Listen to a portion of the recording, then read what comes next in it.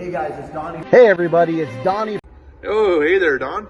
Hey Nick, good to see you. How are you? Good, good. Why don't you come this way? I want to try a little bit about some of the great deals we got. Wow, what is this here? Here we got the.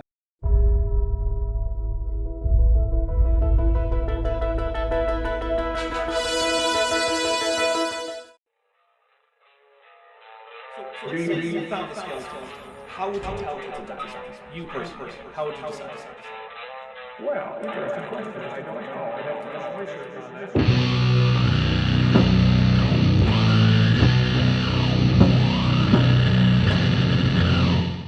Hey there, YouTube. It's the Dapper Dinosaur here. It has been a while since I mentioned the Brain Trust over at the Standing for Truth channel, or their chief idiot, Donny Budinsky. Hey guys, it's Donny from Donny Deals. Yeah, Donny is a former new car salesman who then became a former used car salesman. The main reason I don't really cover Donny is that he isn't the source of any claims and is invisible to the majority of creationists in a way that Ken Ham or Stephen Meyer certainly is not. Every claim he and his band of buffoons make is made better by others. So what has prompted me to make this rather substantial video? Well, first, I'm not the one making most of it. We can consider this a trans-temporal group project. To give us the basic context of the events that precipitated this video, let's turn to friend of the channel FTFE. Okay, so I was due to go on Sarah the Raging Tomatoes channel to debate an evolution subject with, Sarah had found me an opponent who was Donny from Standing for Truth. But Donny wanted a 2v2. I guess I'm too scary. He didn't want to do it with me on my own. So he selected a partner called Sam Church, and I was to choose my own partner.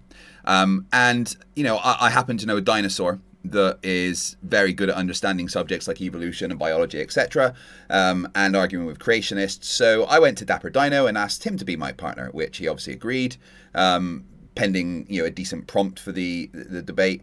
Went back to Sarah. I said, right, I want Dapper as my partner. She's like, brilliant. Let me go back to Donny, get the prompt sorted, and you know we'll set it up.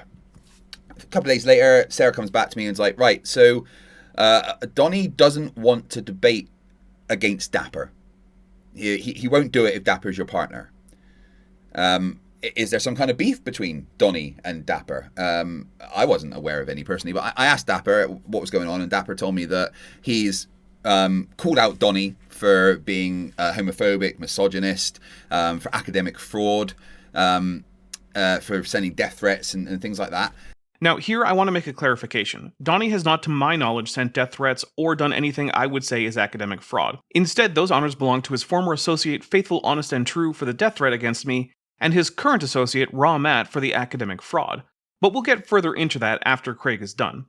I will say that I take responsibility for Craig making this mistake. I believe I could have been more clear when telling him why Donny was being a little bitch. Okay, back to Craig. You know, and just the normal kind of back and forth internet banter that you have with people on the opposite side of your spectrum, right? I actually don't consider those things normal, but rather absolutely and absurdly unacceptable. But then Craig and I deal with some of the most vile people around, like Donny and his intellectual peers in the Flat Earth community, such as it is.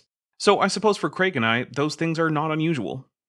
So I went back to Sarah and I was like, look, you know, he's done some like calling him out and he's been on a panel with him and stuff. He's never debated him or anything. You know, I want Dapper as my partner. You know, he can't, you know, if it's not Dapper, then I want it to be a 1v1. And Sarah's like, right, okay, I'll try and figure out what's going on. So Sarah went back to Donny and was like, right, so he wants Dapper to be his partner, or it has to be a 1v1. And Donny kept pushing for it to be somebody else. And I was like, no, look, I decided that Dapper is my partner in this debate. And it's either Dapper or Donny faces me on my own. You know, that's how it is, right? So that was apparently accepted, and it was just going to be a 1v1. And I was going to do like a prep stream or something with Dapper and a couple other people to kind of go over the arguments for the prompt and everything. And then Sarah messaged me back and she's like, well, Donny has decided that he wants conspiracy cats, or culture cats as he's now known, to be your partner. And he's gone ahead and contacted culture cats to be your partner. And I'm like, well, no, fuck that. he doesn't get to decide who my debate partner is. Who the fuck does he think he is? You know, I get to decide who my partner is. He doesn't get to dictate how the debate goes. If he's too afraid to face Dapper, which is understandable, you know, facing off against a dinosaur is a terrifying prospect, but you know, if he doesn't want to face Dapper, then he faces me on my own. But obviously that was too scary, so he went behind my back, behind Sarah, the moderator and owner of the channel's back, and tried to pick my partner for me. And I'm like, no. I love Culture Cats. He's a good friend of mine. And I think he's an incredible debater. But that's not who I want as my partner in this. I want Dapper. It's either Dapper or no one else. It's either Dapper or it's a 1v1. So Sarah went back to Donny, and Donny's like, well, I want this. And so Sarah's like, you know what? It's too much drama. Donny is causing too much drama to set this up. So, you know, God knows what the debate and the after debate would be like. And I don't want to be involved in any drama like that. So I'm just going to cancel the debate because it's too hard to set up. Donny won't agree. And I said to Sarah, well, I'm taking that as a win. And Sarah was like, yeah, as you fucking should. So basically that's the story of what's happened. They were contacted for a debate. They agreed to debate me. I was to choose my own partner. I chose Dapper. Dapper was obviously far too terrifying for them to be a partner. And so was I, as a 1v1, far too terrifying to face Donny. So Donny tried to dictate how the debate went, fell flat on his face, and now the debate's cancelled. So Dapper and I won the debate by default. Thank you, Craig. Immediately after this, I sent Donny an email with the subject line, chicken? The body of the email was ASCII art of a chick. I have not heard back. I did say that I would deal with the death threat and academic fraud. First, here's a video about the academic fraud. Hey there YouTube, the Dapper Dinosaur here. This is an unusual video. On Saturday, August 8th, 2020, I was on a live stream with TD Lang on Speed of Sound and Gravity's channel. Links in the description. And one of the things we talked about was a recent paper by Raw Matt. For those of you who don't know, Raw Matthew is a member of the Standing for Truth Brain Trust and a frequent contributor of editing services, video scripts, video narration, and authorship of horrendously formatted Google Doc drives, which are then turned into books simply by printing out the pages, truncated and embedded hyperlinks and all, and putting them between two covers. I wish I were kidding, but I'm not. He is well known for once guest moderating on Modern Day Debate, while wearing an Egyptian headdress, no shirt, and rather than moderating, simply flexing into the camera. In fact, it was so bad that James, who in my opinion already does not do enough moderating, had to apologize and institute a new rule that for people who set up their own debate and moderators, there would have to be 2 moderators to avoid such a mess in the future. Now, normally I follow the rule to never attribute to malice that which can be attributed to incompetence. Given that Raw Matthew has demonstrated that he doesn't even know what n in a statistical analysis is, as shown in the video linked in the upper right, I attribute nearly everything he does to monumental incompetence at English, video editing, science, and math. Now, the first time that I began to suspect something more than ordinary but relatively innocent ignorance on the part of Raw Matt was when he was found to be deceptively editing videos on YouTube to cut out portions that he had been called out so badly on that even he was embarrassed by them. Fortunately, some people who follow the SFT Brain Trust closely are on top of this stuff and quickly download their videos so that the original, and even worse versions, of them can be preserved for posterity. And of course, for the lulz. Now we come to the actual subject of this video. What you are seeing on screen is a PDF version of a paper by Raw Matt called Antediluvian Patriarch De Novo Mutation Rate, which of course is an actual nonsense title. That's not a title that conveys any meaning. Mutations don't have de novo rates, never mind a patriarch de novo rate. However, I want to bring your attention to the PLOS Biology logo. This is the logo for the Public Library of Science Biology Journal, an online peer-reviewed open-access biology journal. By putting this here, Raw Matthew is claiming that he was published in this journal. The problem is that, according to a source I cannot name but who works for PLOS Biology, while it was submitted, for numerous reasons, it will not be published by them. Without even reviewing the content, which is in the works but will need more than this cursory video, and will be a collaboration between myself and several others, we can see that this paper is simply garbage from the word go. The citations are not only improper, but many of them simply don't exist.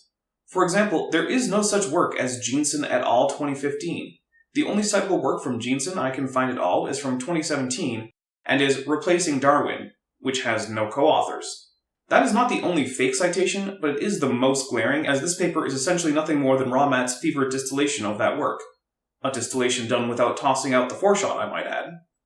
Further, the formatting is horrendous within this document, with text highlighting, center texts, and the use of bold for emphasis. Also, the digital object index number at the top of the page no longer works, returning the result, "This content has been removed by the author," for reasons we are about to get into. What you are looking at now is more or less the same paper, but it is the version most widely available now. While the body of the paper is, as far as I can tell, identical, the header is quite different. The PLOS Biology logo is gone.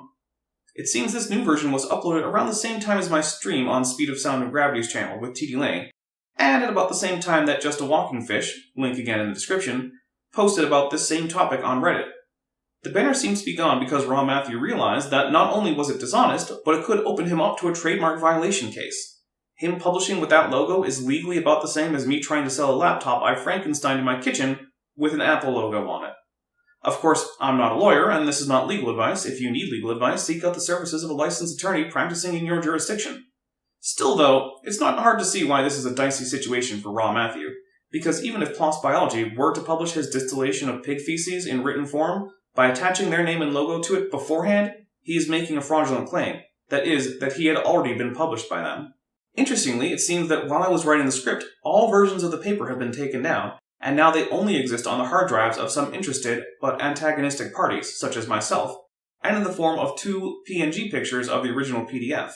Notice that the DOI is gone. While I cannot say for sure why that is, I suspect it is because the DOI simply linked to the original PDF file, and since once it's uploaded with a DOI, you can't really edit it, Raw Matt removed the PDF from the DOI system and removed the DOI from his subsequent version of the PDF.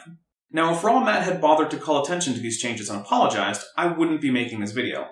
But as we've already seen from his selective, and never mentioned, edits, Raw Matt does not make retractions or publish errata to his own works. He just tries to sneak corrections in as if he had never made a mistake in the first place. While this may not be legally fraud, it is academic fraud, and would essentially disbar him from ever being taken seriously in academia. Let's contrast this with the work of people who actually do take science seriously and aren't just flat earthers who are better at geography, which is what young earth creationism is in the final analysis. On many of my videos, the pinned comment is corrections for mistakes I have made. If I make even minor errors that I do not catch until the final edit, I put on-screen corrections, so that it is obvious I made an error and have corrected it.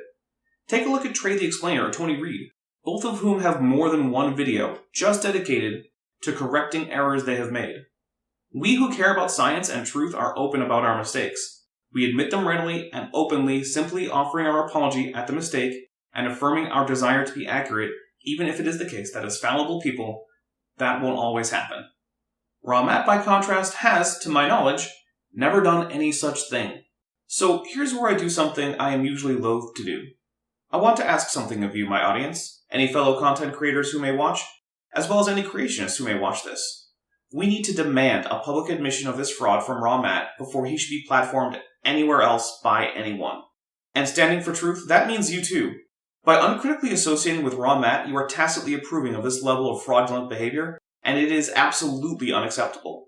I would also ask that we demand that Raw Matt affirm that in the future, when he makes corrections to his videos, he 1. Admit so openly in the video description and a pinned comment, and 2. Make the original video available as an unlisted video linked in the description, so that the original claims can be seen so as to make any corrections less ambiguous. Now, fair is fair. If he actually admits to this fraud, apologizes, and makes the above correction to his behavior, I don't see any problem in saying that the problem has been corrected and that anyone should feel free to associate with him to whatever degree they like, and that in no way should his past misbehavior be held against him or anyone who associates with him. Normally, I have no particular use for public apologies. They are usually for thought crimes and almost never sincere, and usually never actually accepted by those demanding them. But this is actual academic misconduct. And further, I think more highly of my audience, my fellow content creators, and frankly the creationists out there, than to think that all of us would not accept an apology followed by an actual shift in behavior. Last, I want to say that I absolutely do not want anyone to harass Raw Matt. Do not dogpile on him, do not abuse him in speech or text. Keep your comments and chats polite, and do not spam his channel or any other channel on which he appears. But do feel free to leave a few comments or chats asking about this. And if you are someone who is thinking about having Raw Matt on, I implore you, to only do so if you were going to bluntly ask for his explanation and apology before getting into any other topics.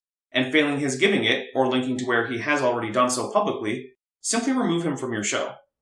Thanks for watching this somewhat strange video. Usually there's a whole lot more science in my videos and a whole lot less pointing out the misdeeds of others. If you like this video, please feel free to like, share, comment, and subscribe. And if you plan to demand Raw Matt publicly fix himself, let me know in the comments, because I hope I am not alone in this. Also, I want to give special thanks to Deadly Dakota Raptor, EvoGrad, Nestlig20, and Dr. Dan Stern Cardinal, Creation Myths, for doing research and script editing for this video. There is no reason to place a fake DOI in your paper or the header of a publication other than to deceive, unless you specifically spell out that you have done so and are not actually published by that publication and that the DOI number is just for pretend.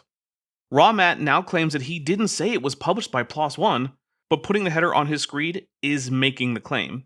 It's like handing a cashier a counterfeit bill and then saying that you never claimed it was real. By attempting to use it for payment, you have made the claim that it is real. Similarly, by sharing around this document without explanation that it's fake, that is the claim that it is real, and so Raw Matt's pathetic attempts to handwave the whole thing fall on deaf ears. Now let's turn to the death threat. Dapper. Dapper Dumber. What do you call him? Dapper the Stupid. Dapper the dumbest of the dumb. What does he do? Dapper goes out there. He goes out there because Matt's paper disappeared off the net. Then what does he go? He goes out there calling Matt a fraud. Well, Dapper Dumber, we've got a few replies to you coming up very shortly. And you're not going to like it very much. That's all I can say. I'm not going to say too much, but you're a dickhead. You're a sucking little loving dickhead. Dick fucking poof the mother. You Dapper, you fucking dog. You're a dog. You're a dog, Dapper. You know what you are? You're a dirty, mangy, smelly little dog that doesn't know how to refute anything scientific. All you can do is do freaking personal attacks on people because you're a dog. A dog. A dog. Do you understand what a dog is? Well, let me give you an idea. Go to the Bible and have a look at when a guy had to go at, King David, and his servant said, King David, do you want me to go over there and remove that dog's head for what he said to you? Well, I'm not saying we should remove your head, but there's precedence for it in the Bible. You're a dog, Dapper. You're a dog. You're a low-life little fancy little pants little dog. You and your Navy, clear. You were in the Navy, were you? You know what they say about in the Navy? They say this. In the Navy, we covered up the rear. In the Navy, you need to be a queer. Well, were you a queer when you were in the Navy, Dapper? Just wondering. Could you please answer that question? Are you a queer, Dapper? Or have you got a missus? Oh, I'm not sure. I don't really care if you're a queer or not. It doesn't really matter. But I was just wondering, because you never seem to talk about a missus. Well, not that I've seen, not that I watch this stupid channel very much, because the incoherent babble that goes on there is absolutely fucking mind-blowingly stupid beyond belief. It's enough to make someone completely stupid. If you're only partly stupid, if you listen to Dapper, you'll be Dapper the dumbass, you'll be completely stupid. Dapper is the biggest fucking wanker that ever walked the planet. And Dapper, I'm really looking forward to your video in, what was it this morning, 30 hours, 20 hours or 15 hours or something from now. I'm looking forward to it. We're looking forward to seeing it. Because Dapper, you know what, we haven't focused on you yet. But if you want to look like a moron, that's fine. You go into that video, Dapper, you go in there and you make fucking Matt look like a dickhead. You say all the fucking slanderous shit you like about him.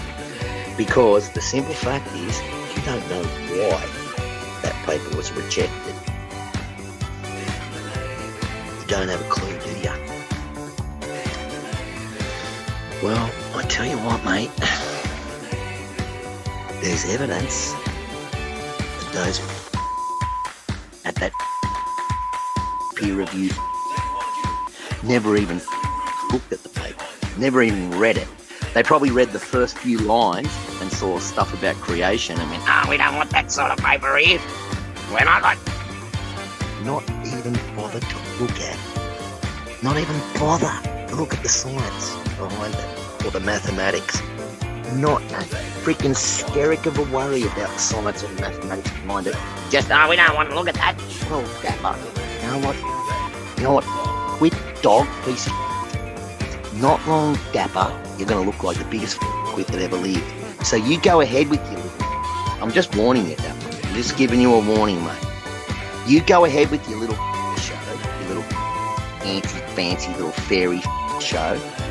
You go right ahead and do that. But Dapper, one day, you might sit back and you might think to yourself, maybe I shouldn't do this because there's things that I don't understand.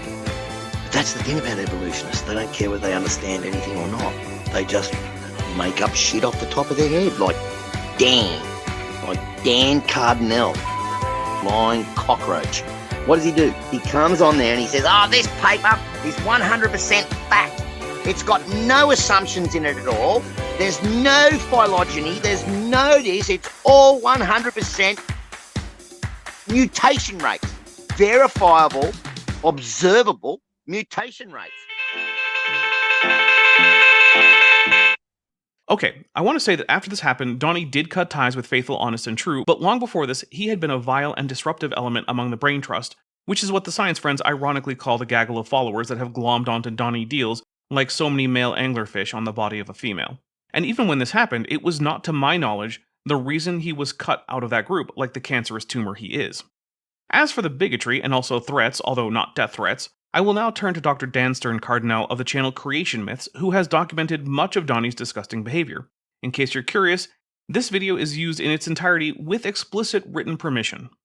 Hello everybody, and welcome back to Creation Myths. Normally we're talking about bad creationist science here, but today we're going to do something a little bit different. We are going to talk about some bad creationist behavior, specifically some really reprehensible behavior from Standing for Truth, also known as Donny B.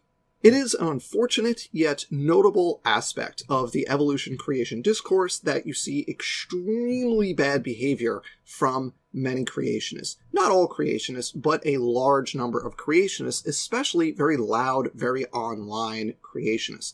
I'm referring to things beyond the run-of-the-mill dishonesty and misrepresentations that you often see. I'm talking about things like name-calling and bullying, sexism, homophobia, transphobia, racism, and even occasional threats.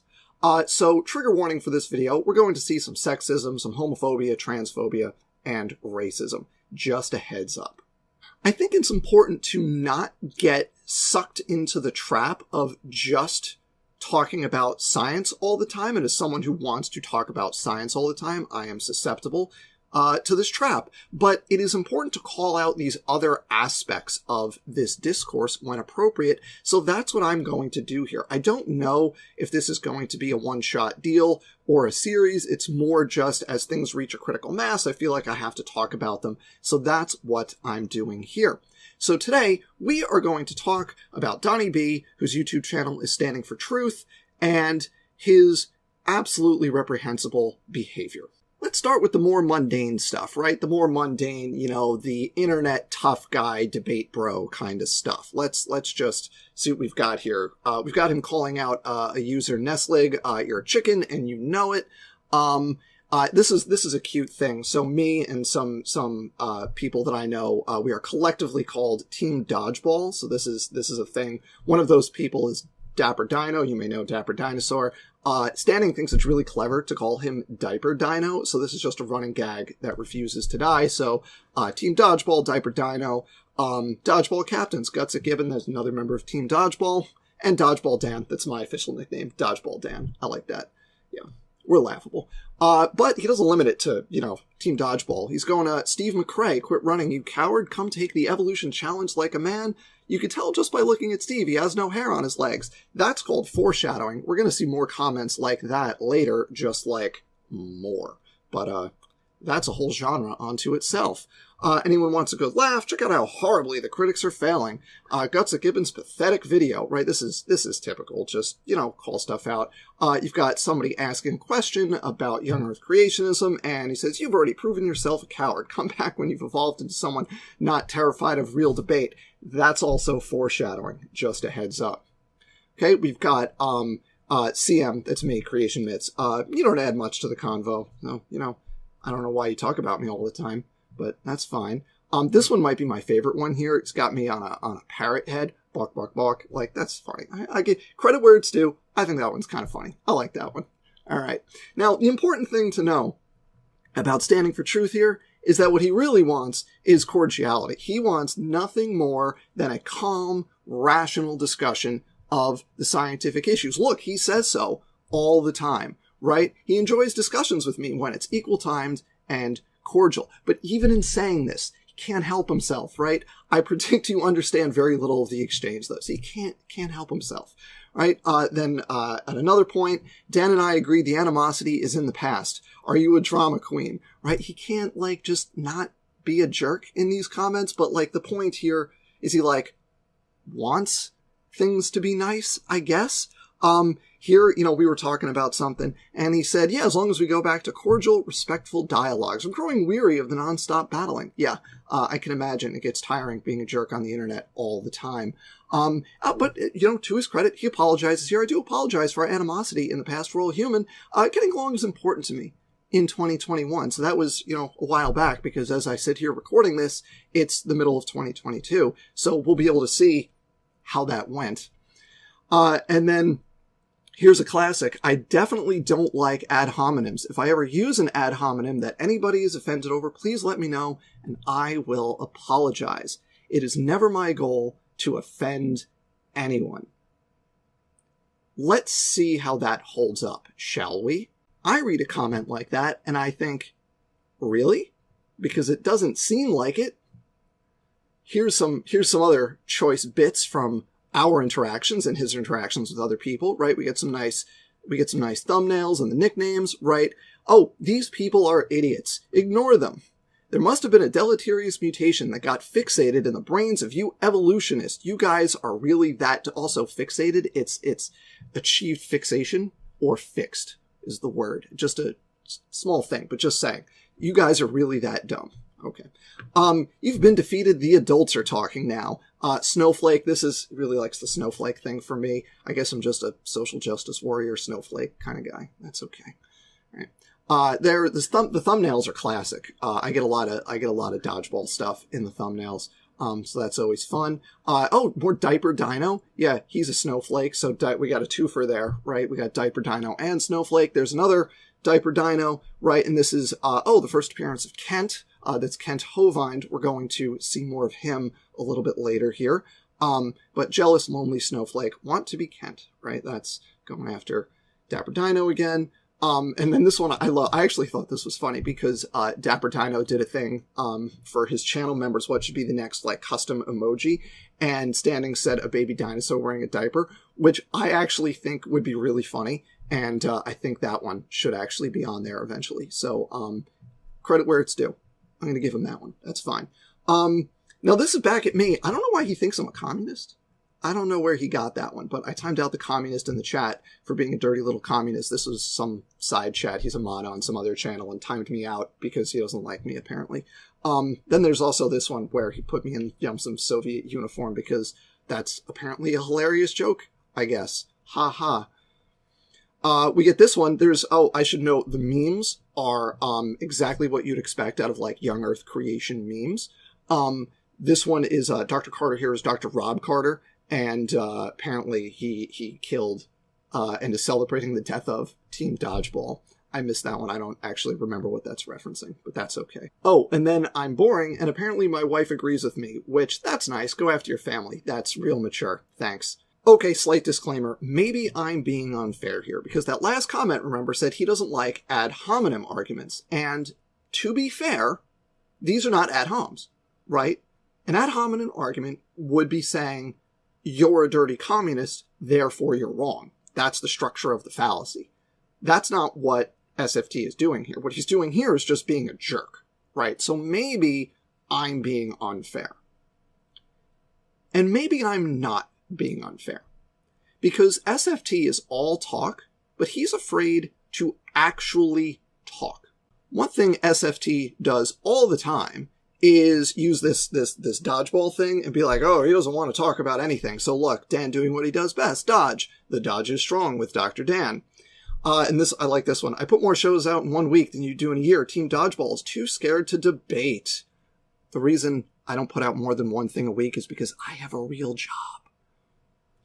And then this was just recently, he said, MDD, anytime, bud, that's modern day debate, which I won't go on modern day debate for reasons I will explain in a little bit. But I am happy to talk to SFT in other fora. He also likes to delete comments and ban people from his channels. So you'll see here, and he doesn't like hide it, like he just owns up to it. So did you delete my comment? You seem very confident in your argument, considering it was nothing but a couple of questions. And he just says, thanks.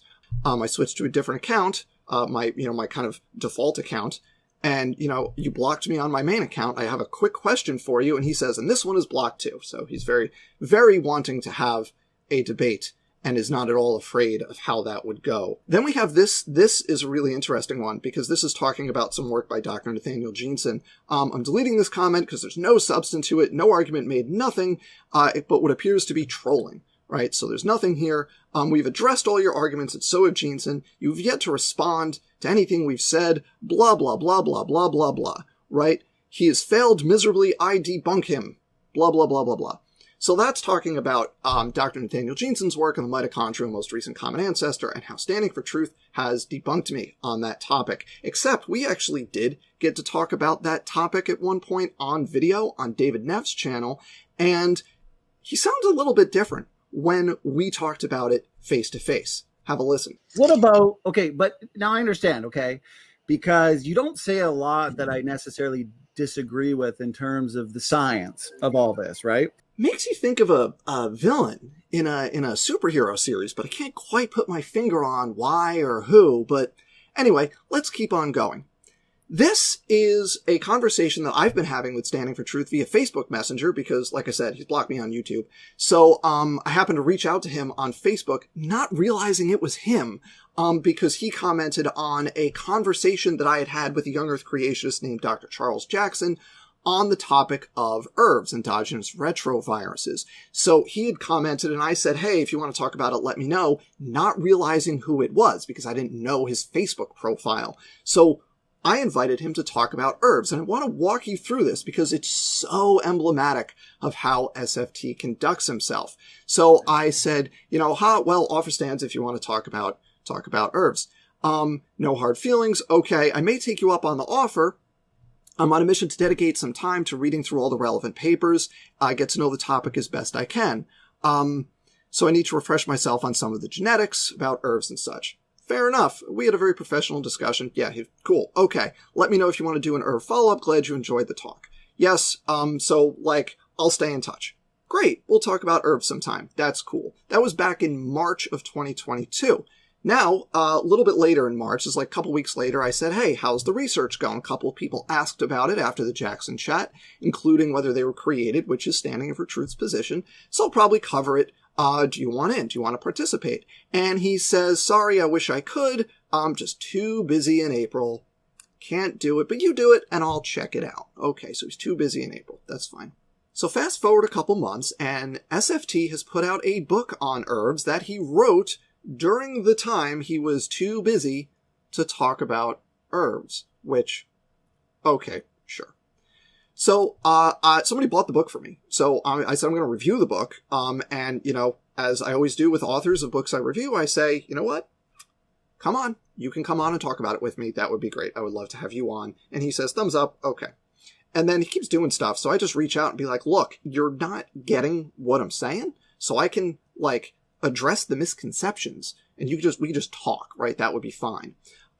So then fast forward to June now, and he basically says, yeah, okay, let's see if we can do this. I said, okay, pick a date. I'm busy, blah, blah, blah, blah, blah. So then finally, I actually did a show with, Rebecca. That's Rebecca from Bread of Life and Examining Evolution on ERVs, right? I did a show with her and said, look, I'm going on her show to talk about this tonight. Do you want to do something on this? And I know he saw this message, right? He saw this message, has not responded to this. This is now from March, April, May, June of, hey, are you interested in talking about this? No, I'm busy. I don't have time. I got to do more research. Well, in this time, he not only wrote a book on endogenous retroviruses, he also did not 1, not 2, not 3, not 4, but 5 and counting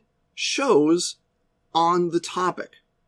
He will apparently debate anybody under the sun on this topic except me, Dodgeball Dan, who is afraid to debate. Take a listen to a couple pieces from this specific conversation, this most recent one as of this recording.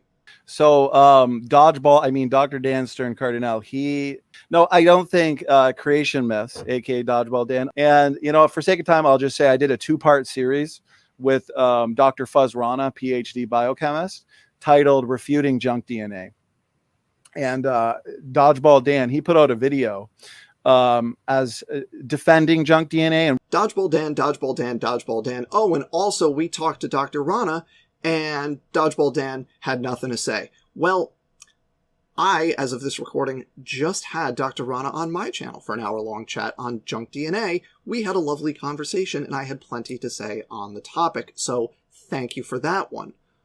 Also, I subsequently appeared on Rebecca's channel, Examining Evolution, and we had a lovely chat on endogenous retroviruses, and I, during that chat, invited Donny to have a talk, and I said that I think Rebecca would be an excellent and impartial host for that conversation if he doesn't want to do it on my channel.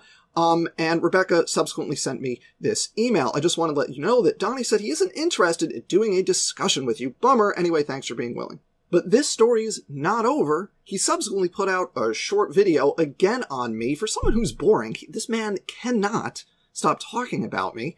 And he put out this short video, Desperate Dan Stern Cardinal Admits Defeat, clipping out a piece of my Irv conversation, still refusing to debate me. Somebody commented, weird how you keep going on about how wrong Dodgeball Dan is, that you're not man enough to actually face him in a debate.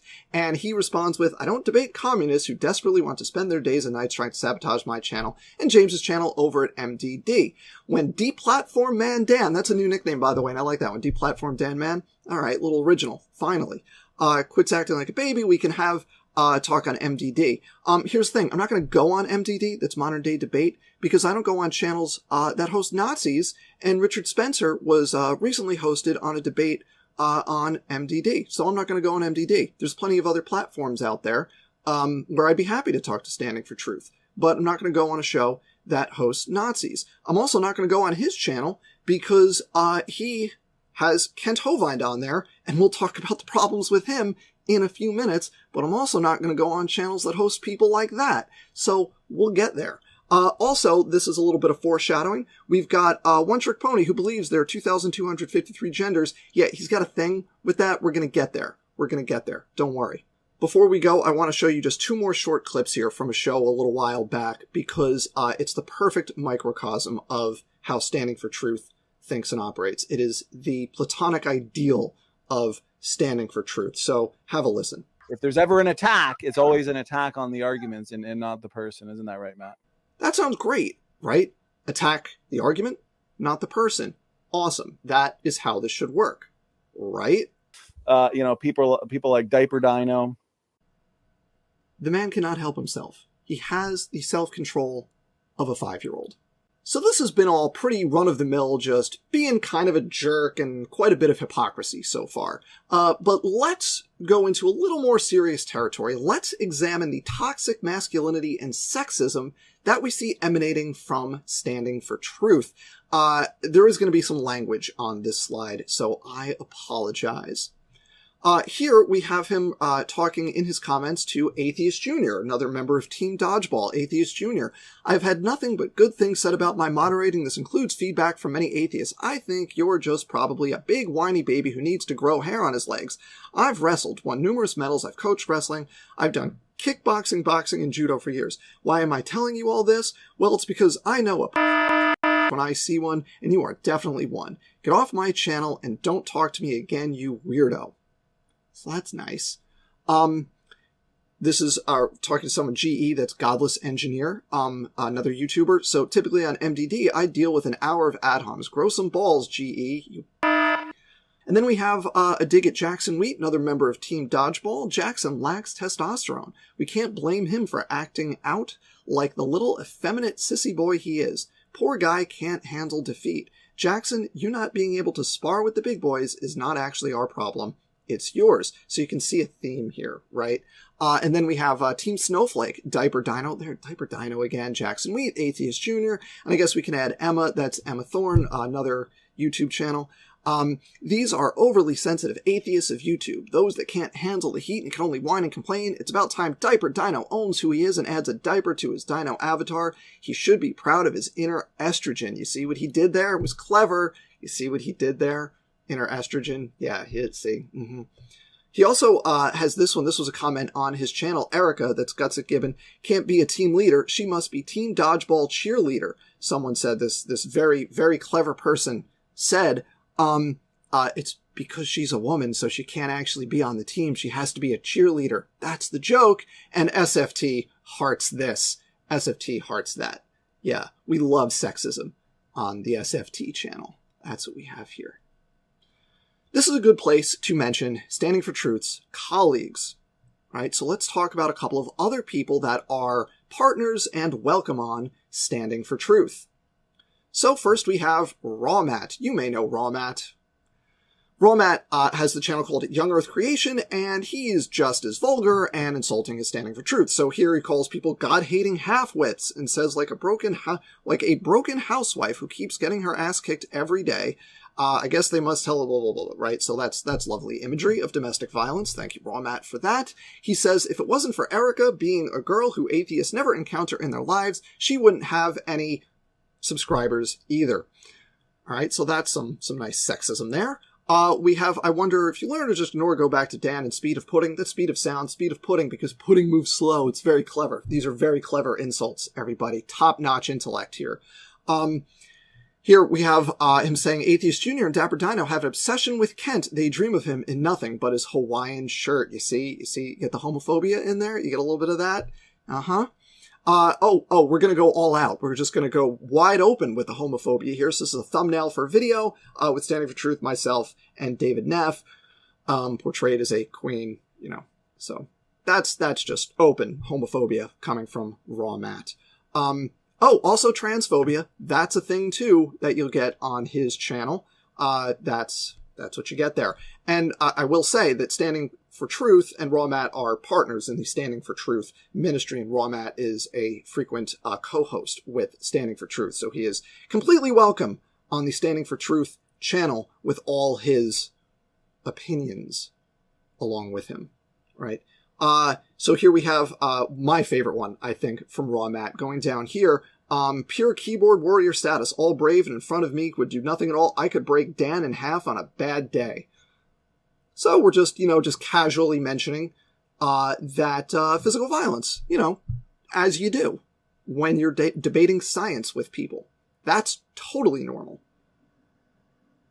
And I'll also just note the time I caught Rawmat doctoring a video to make it look like I said something I didn't say. And when I caught him, he said, sorry, Dan, I misunderstood and basically thought I got you. And that's SOS, that's speed of sound, right? That's not SOS like help. That's speed of sound. His excuse was, I just misunderstood what you were saying, which is BS. He is just straight up lying. So in addition to all the other fun stuff, he'll just lie straight to your face. That's Rawmat for you. But it gets worse. Because the primary guest that you find on the Standing for Truth channel, and the only person that brings views to the Standing for Truth channel at this point, is Kent Hovind. That's Dr. Kent Hovind, except it's a fake doctorate because he got his degree from an unaccredited diploma mill, and his doctoral dissertation starts like this. Hello, my name is Kent Hovind. I am a creation science evangelist. I live in Pensacola, Florida. That's how his dissertation starts. I would love to meet the members of his dissertation committee and just see how those meetings went. Oh, there probably wasn't one because it's a fake school with a fake degree. But that's besides the point, because the relevant information with Kent is that he's had a little trouble with the law over the years, did some federal time for tax fraud and tax evasion, and more recently, in 2021, was arrested and subsequently convicted of domestic violence. Standing for Truth regularly hosts and, in his own words, is friends with a domestic abuser. And what's his excuse for continuing to have Kent on his channel despite the conviction for domestic violence? Well, in his own words, Kent is a good friend of mine, and I talk with him almost daily.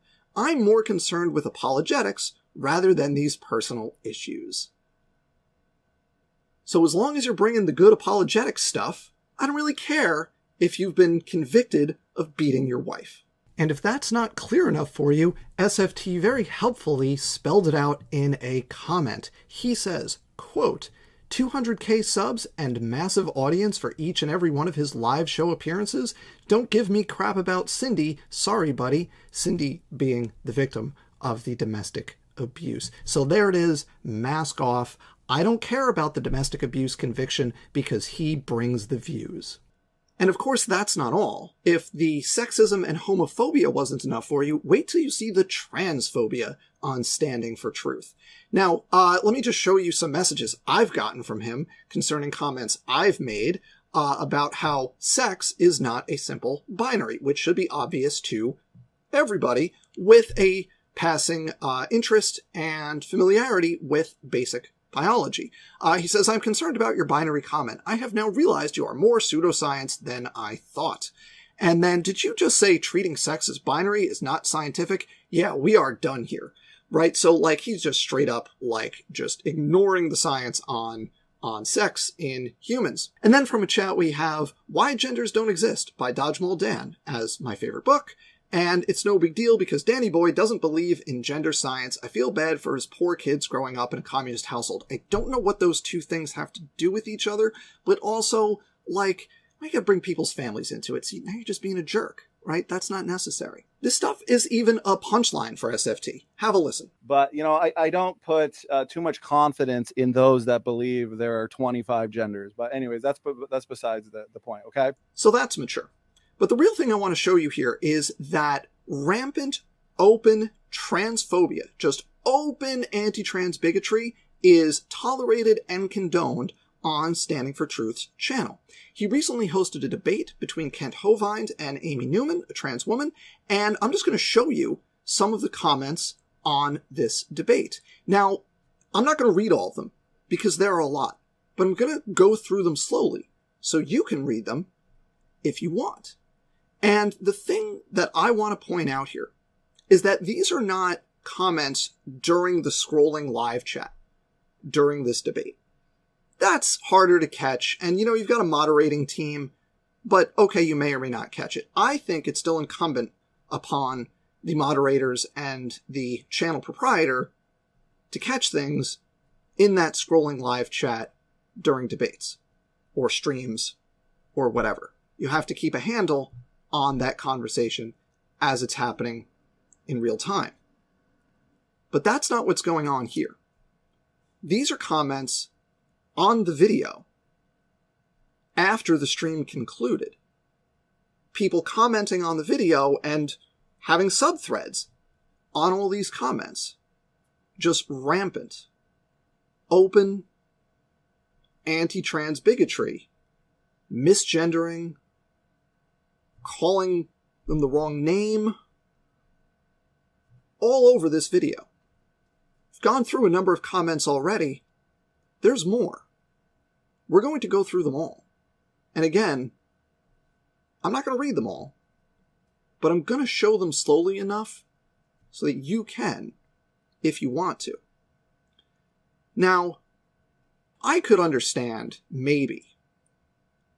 I really can't, because you get a notification of when comments appear on your video. So you get a notification, you check a comment, you see that it's like some transphobic thing, and you delete it and block the person. Maybe you're a little slow, maybe it stays up for a little bit.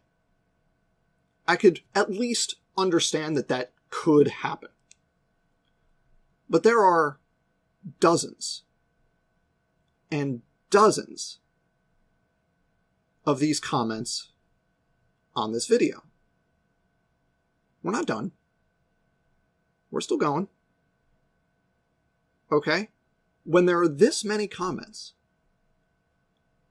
and they're left up on the video, that is a decision by Standing for Truth to have an environment where anti-trans bigotry, we're still going, is tolerated and accepted. So again, I'm just going to show you these comments. You can read them as I click through, and you can decide for yourself if you think that this is just, oops, people commented on my channel, what's a guy to do? Or if, Standing's looking at these and thinking, yeah, I'm okay with this, that's fine. These are the kind of comments that I'm okay with on my channel. Dozens of them. Dozens and dozens. We're still going. And like I said, maybe if it was one comment, maybe if it was in a subthread somewhere, maybe you miss it. Maybe it stays up till someone, points it out to you, right? Well, this is dozens of comments. Not 10 or 20, but by the time I finish this slide, over 50. All in the same vein, just really gross, transphobic, misgendering, just open anti-trans bigotry. Right? So, what are we doing here? Well, the answer is we're fostering an environment on the SFT channel that is totally down with anti-trans bigotry. Right? You don't get this many comments up on your video by accident. You have to decide that you're okay with this type of environment. And Standing for Truth is apparently okay with rampant transphobia on his channel. Oh, and there's also racism. I hadn't mentioned the racism yet, but there's racism. These screenshots are from the live chat of a debate between Kent Hovind and Ian Chen. You've got a guy calling Ian Chen lo mein dude and egg roll boy, and this was called out multiple times during the debate. People pinging SFT saying, hey, are we cool with the racism here? And no action taken during this debate to deal with the racism in the side chat. So you could add racism to the list of sexism, homophobia, transphobia, toxic masculinity, and let's throw some racism in there too, for good measure. Related, he's also called Dr. Joshua Swamidas, who runs the Peaceful Science Forum. He's called him Joshua Strawmidas because strawman, it's a pun, but it's also, as Josh pointed out, it's also a little bit racist. So that too. By the way, if you thought that SFT limited his ire to evolutionists, you'd be wrong. He will go after young Earth creationists as well if you dare put a foot on the wrong side of the line, and of course he decides where the line is. So if you are not sufficiently deferential to his version of young Earth creationism, then you are going to get called out for it. For example, he says Sal is a scoffer. Right? Scoffers is a term typically used by young Earth creationists to describe people who do not accept young Earth creation. So he's saying scoffers like Sal, and also has to compare the size of their audiences. And then we have Sal Cordova is a fraud and an infiltrator. Stay away from him. He's a Christian, and literally said we should use peace. Like, okay, so he doesn't like Sal Cordova. Sal Cordova runs the Evidence and Reasons channel and is a young Earth creationist, and I disagree with him on a lot of things, but to his credit, he tries to have like actual like high-level science conversations and does it in a way that avoids personal attacks. And he calls out other young Earth creationists when he thinks they're wrong about things, including Standing for Truth and his associates like Kent Hovind, and Standing for Truth takes offense to that. So these are the types of comments we get. And then, of course, there's Paleologos. This is Peter's, a relatively new, as of 2022, channel on the scene. But he calls Paleologos 99% Evo, 1% Yek, because, like Sal, Peter has the audacity to criticize both evolution and creation when he sees fit. And there's been a lot of back and forth between these two. So, Paleologos, 99% evolutionist, 1% Yek, and not a good debater. Had to get that in there. He also does his apology and then keep being a jerk thing. So he apologizes. I shouldn't have been so adversarial, blah, blah, blah, blah, blah. God bless. Oh, as a spiritual brother. Okay, so like we're on the same page. It's cool. Except Peter's work salvation, sloppy soteriology has now made perfect sense why he constantly attacks believers rather than scoffers. It's because he is not saved.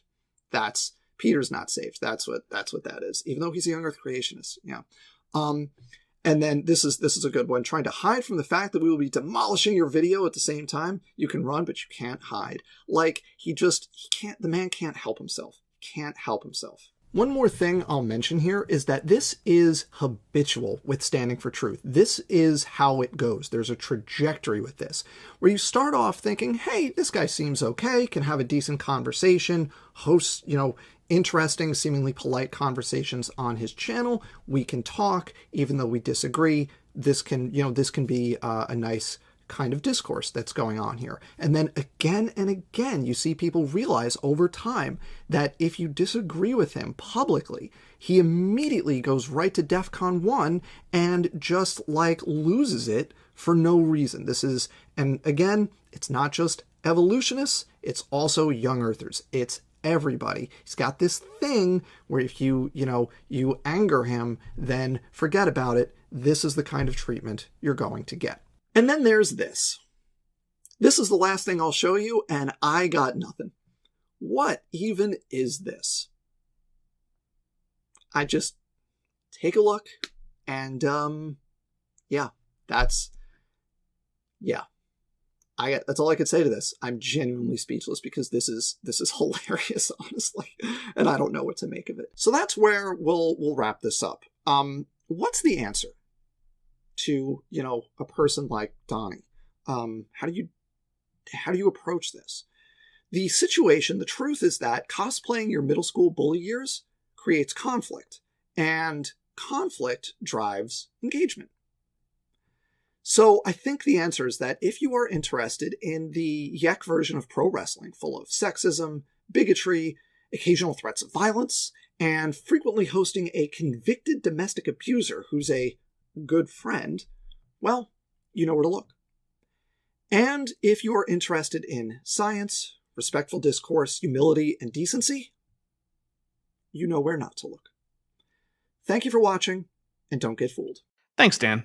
Now, after all this went down, science friend Grayson Hawk, who is perhaps the only member of the group Donny both knows and isn't currently too scared to talk to, asked Donny what was up with the situation.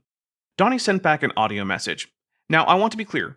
Donny said to Grayson that he did not want this audio to appear in a YouTube video. And that alone is the main reason I'm doing this.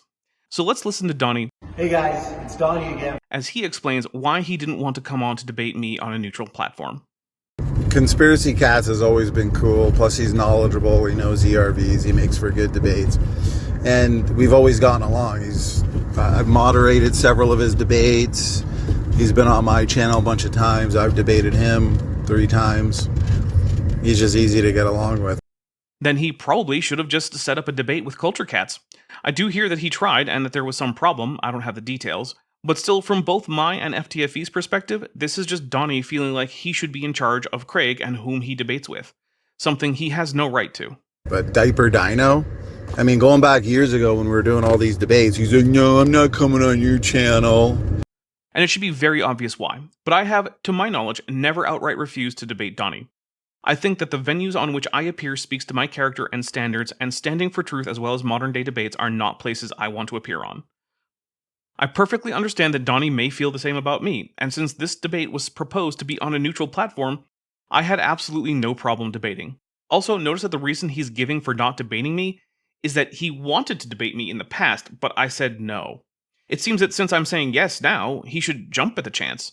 He's the one who said he wanted me. I have never sought out a debate with Donny, mostly because I rarely make debate offers, but I also rarely refuse them outright. Back then, we had a bunch of challenges to Diaper Dino, and he refused them all because, I don't want to go on your platform. You're unpreferred, whatever his excuses were. So we've seen the reasons. I don't think they're unreasonable. Donny is not someone I want to support by going on his channel. I also refuse to give him view time. In fact, it is a source of some small but real friction that other science friends are willing to do so. But I'm not their boss, and while I do wish that they would stick with what I had understood as a consensus that we were done with him, I'm not going to sit here and condemn them either. Friends are allowed to disagree about things. why in the world would I give him the time of day? Because, Donny, you agreed to debate Craig and the partner of his choosing, and also because, by your own admission, you have wanted to debate me in the past. And in this case, you had a chance.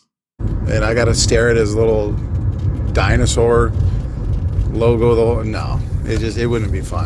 I'm perfectly happy to don my human suit. In fact, because Sarah had asked Craig about it, I had actually planned to do so. I inferred that she'd prefer that, and so I figured that it would be polite to appear in costume as a human. But also, imagine being such a bitch that watching a dinosaur is too much for you. I, for one, am happy to debate a static profile picture. I don't particularly care either way. I wanted someone like either Conspiracy Cats or Dr. Chris Thompson. I mean, if that were true, he could have tried to set up debates with them rather than one with FTFE in which he gets to pick a partner. So none of this is an excuse. Donny is bitch-made now, and always will be. Diaper Dino can say, oh, SFT's scared of me. Okay. Yeah, because that's the only plausible explanation at this point. It's either that or he's even more of a bitch than I thought, since he got his panties in a twist that I won't feed him super chats from the audience he grifts like the used car salesman he still is at heart. Hey guys, it's Donny. So I recommend Dr. Chris Thompson to Sarah, Culture Cats, Planet Peters, like all these people that, in my opinion, would be more challenging than Diaper Dino.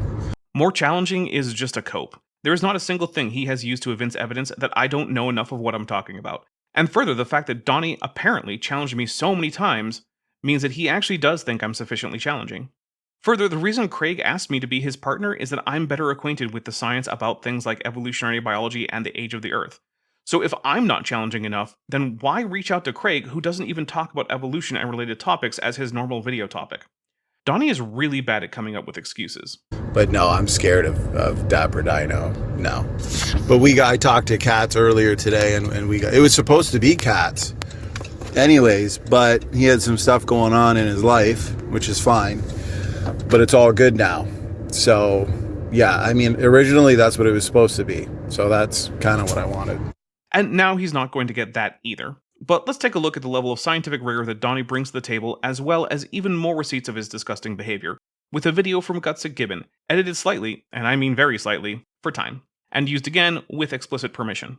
An ad hominem is a fallacious argument style that asserts that a person's argument is incorrect because that person has some sort of bad or unwelcome quality.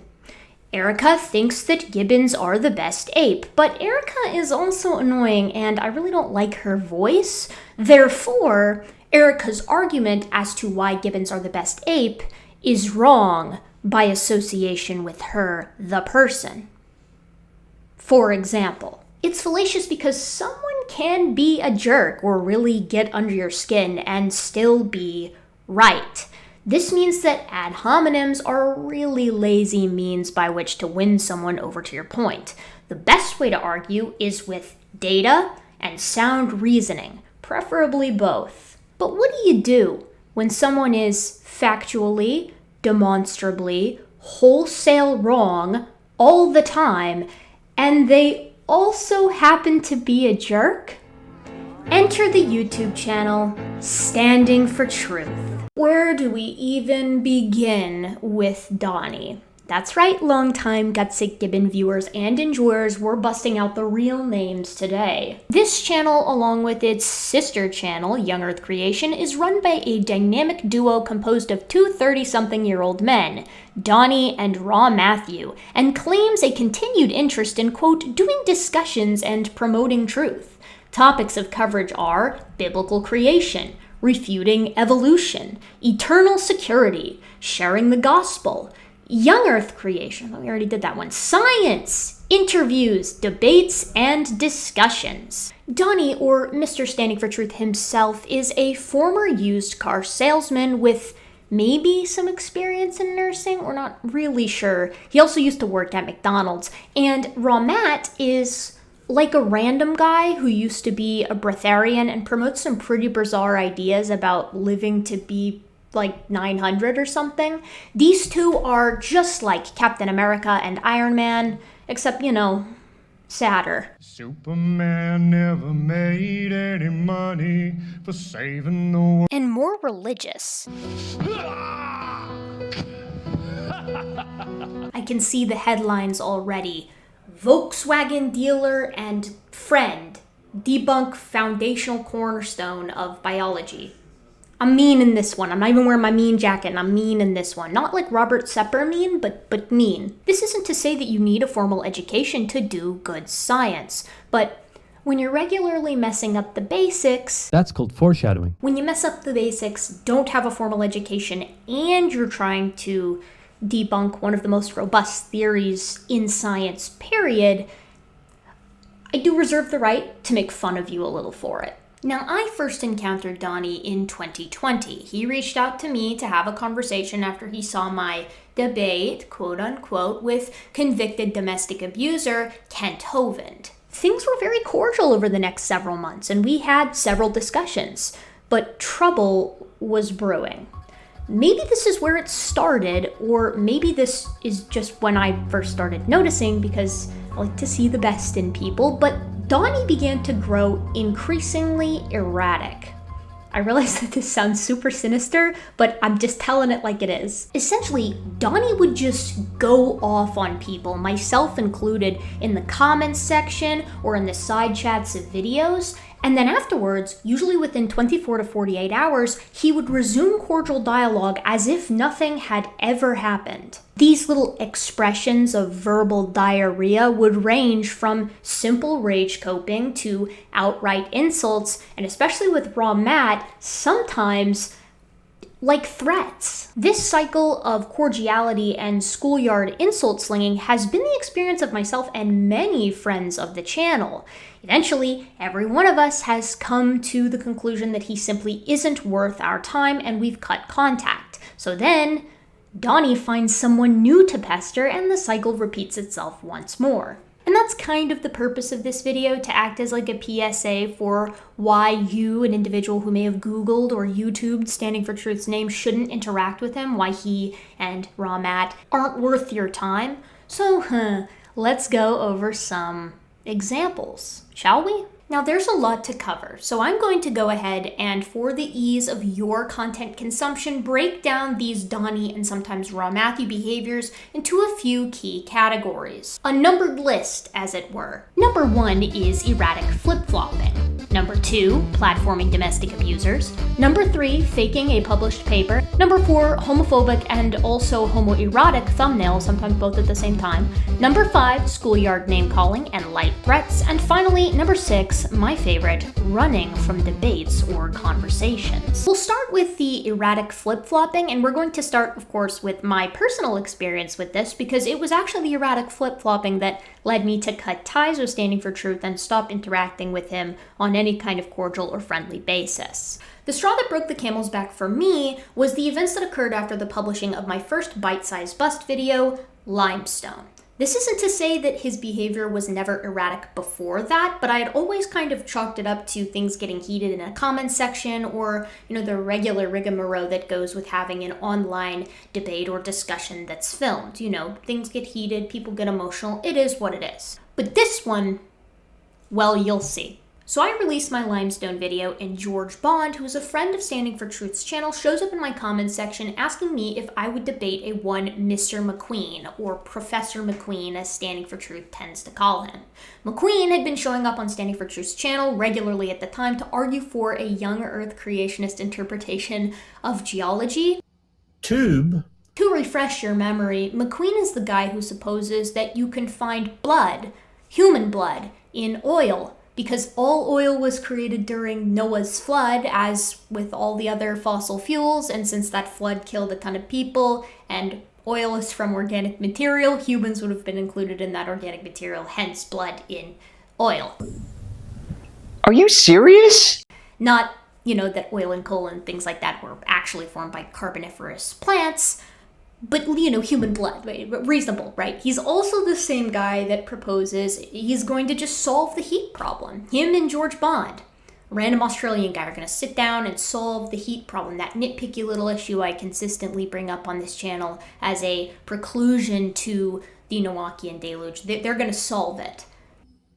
George and I will continue to work all during the month of November on the mathematics of this. That thing that Answers in Genesis and Institute for Creation Research say literally cannot be solved at present without a miracle. But yeah, like McQueen's got it. Not that we have any numbers yet. And shortly after George Bond's comments in my comment section, Standing for Truth shoots me an email. Hey Erica, my nemesis. Haha, JK. How's it going? George asked me to send you an email. I hope all is well. Then he proceeds to explain how busy McQueen is and says he asked us to find the best candidate for a discussion. We have a few candidates who are interested, but after enjoying your recent video, McQueen specifically asked if you would be up for a discussion. As you know, McQueen is very cordial and respectful, and therefore a discussion or debate would be that type of interaction. Cordial, respectful, etc. No obligations, of course, but if you are interested, then that would be awesome. The debate or discussion would take place on my channel, but for full fairness, as always, a guest co-mod of your choice is always available. I have absolutely zero animosity towards you, and although we disagree on the whole creation versus evolution debate, I think you are a solid, reasonable person who keeps things respectful and easygoing in discussions and email interactions. Talk later. Oh, so friendly. So nice. We love to see it, Donny. Longtime viewers of the channel will remember that this interaction came shortly after my creation and release of a video to Standing for Truth in particular that provided a list of challenges that I said, until you even attempt to answer these questions, we're done interacting, because I feel like you're not providing me with the mutual respect that I provide you, in that when he would ask these challenging questions, I would do these big, long, deep dives and answer them to the best of my ability, and I felt like he wasn't giving me that same respect. My ultimatum was basically answer these questions or try to answer them, or we're not going to interact anymore. I simply refuse to interact with bad faith actors on the internet. I said, meaning every word. So I respond saying a lot of different things, but basically sticking to my guns. The too long didn't read at the bottom says I would love to debate McQueen. In fact, I'm excited by the potential opportunity, but I want to do it on a neutral platform. Happy with you as a mod, though. Historically, I haven't really minded Standing for Truth as a mod. He tends to be very hands-off and give people plenty of time to speak. Of course, now I think that that's because he really doesn't care about the outcome of the debate. He's just gonna say that his side won anyway. So he shoots back with, hey, no problem at all, and I appreciate your response. We found somebody else who is willing to do the discussion on my channel. Thanks again, Standing for Truth. So a couple of days later, we both find ourselves in the live chat of an after show. And this exchange happens. Things are initially relatively chill in the live chat to the degree that Standing for Truth is actually using emojis and saying things like LOL. Then, one of his friends comes in and asks me a relatively simple question. Redefine Living asks, Erica, are you willing to debate Indiana Joe on that, or are you not an expert again? Longtime viewers will, of course, remember the time that Donny's channel made a supercut of all the times that I have said I'm not a geneticist, because remember, to them, speaking outside of your field with authority, a good thing, and admitting your limits is not good, actually. So I shoot back with, Redefine Living, I wanted to debate McQueen, but I promised my audience I wouldn't appear on Standing for Truth's channel until he answers my questions, and evidently they wouldn't debate on Modern Day Debate.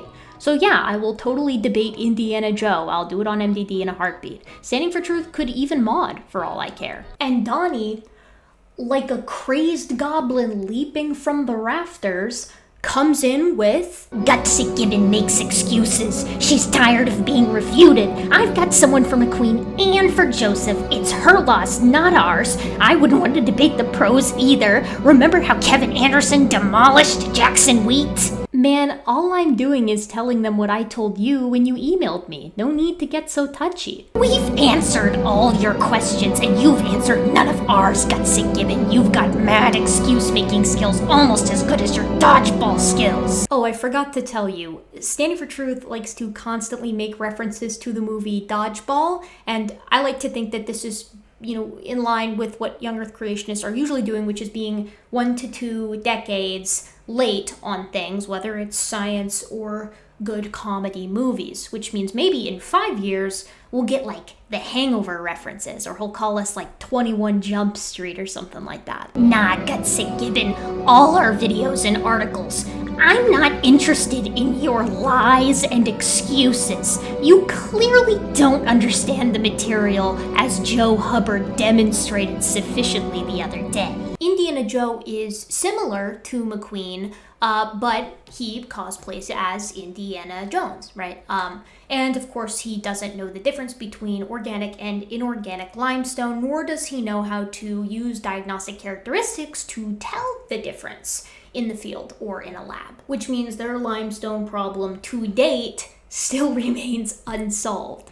But I shoot back anyways with, Standing for Truth, like, you just got mad at me for explaining why I wouldn't debate on your channel when all I did is say the exact thing I told you. Well, I only asked Team Dodgeball first, knowing they will decline, to show everybody that they had their chance. I count on the decline in order that I can go down the list and get the next best person. Well, I only asked you out because I felt bad for you. This is just that. It's a really lame and embarrassing coping strategy. Standing for Truth, I mean, you're being super vitriolic to me for literally just telling them what I told you. No provocation. Gutsy Gibbon, your excuses are exhausting. Standing for Truth, this is probably the weirdest exchange I've had with you. I am baffled. It's really this simple. I have 20 plus people willing to debate anytime, both creationists and evos. I simply ask Team Dodgeball first to prove they dodge and they fall for it, thinking they're smart. A clever ruse. He's playing 4D chess over here. Did you really think I wanted you to debate McQueen over Jordan? Or you over the person debating Hubbard? The answer is no. You seem to think it's our loss when it's your loss. You're the one on need or damage control. Standing for Truth, if that's genuinely true, it's incomprehensibly strange to me. Also, George Bond showed your hand. He revealed that McQueen specifically asked to debate me on limestone. I have zero sympathy for these Team Dodgeball excuses. I have had over 100 debates on all sorts of atheist or Christian channels. I don't complain about what channel a debate is on like these wimps. Standing for Truth, I'm not down to interact with you when you're like this. Sorry, unnecessary vitriol isn't my sped. Stop it. Get some help. So that was the end of my cordial interactions with Donny. That was so beyond weird to me, and I thought, I don't know if he's like trying some new mood stabilizers or if he just got drunk and showed up on that after show, but either way, I was already fed up with our Volkswagen dealing friend here for not answering pretty basic, straightforward questions and instead kind of obfuscating, dancing, if you will. We'll talk more about that later. But I'm not the only person this has happened to. It's actually happened several times. Initially, Donny was a pretty big fan of my friend and friend of the channel, Dapper Dino, and this is evidenced by his willingness to allow Dapper to be a moderator via email correspondence. But ever since Dapper made a debunking video specifically against Raw Matt, Donny has started kind of like losing his mind about the whole thing, and it has sort of devolved into calling Dapper Dino Diaper Dino. Diaper Dino? He's a snowflake. Cowards like Diaper Dino spend 99% attacking Kent simply because they're jealous, lonely, a snowflake, and want to be Kent. And adds a diaper refuting Dino avatar. Not he should be proud of his inner estrogen. And like, you know, the real crime here is how unfunny that is as a nickname. Dipshit Dino was right there. This has also happened with Creation Myths, or Dr. Dan Stern-Carnell, another friend of the channel. Dan is an evolutionary biologist and has chatted with Donny many times. Naturally, and unsurprisingly, Donny has gone back and forth between telling Dan he appreciates his expertise and basically agrees with him on everything. There's your range. It's not that big a range. What about, okay, but now I understand, okay, because you don't say a lot that I necessarily disagree with in terms of the science of all this, right? To calling him Dodgeball Dan and photoshopping pictures of himself and Dan interacting in various, sometimes homoerotic ways. And we will get back to this one as well. I learned I enjoy discussion with Dan when it's relatively equally timed and cordial, and I do apologize for the animosity in our past. We are all human and we share this planet together. Getting along is important to me in 2021. LOL.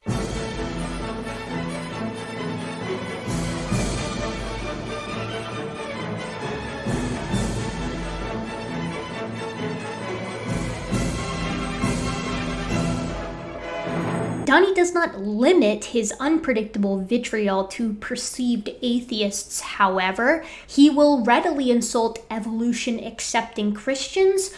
And which is why Strawman Swamidas would never publish in the AIG journal. Okay.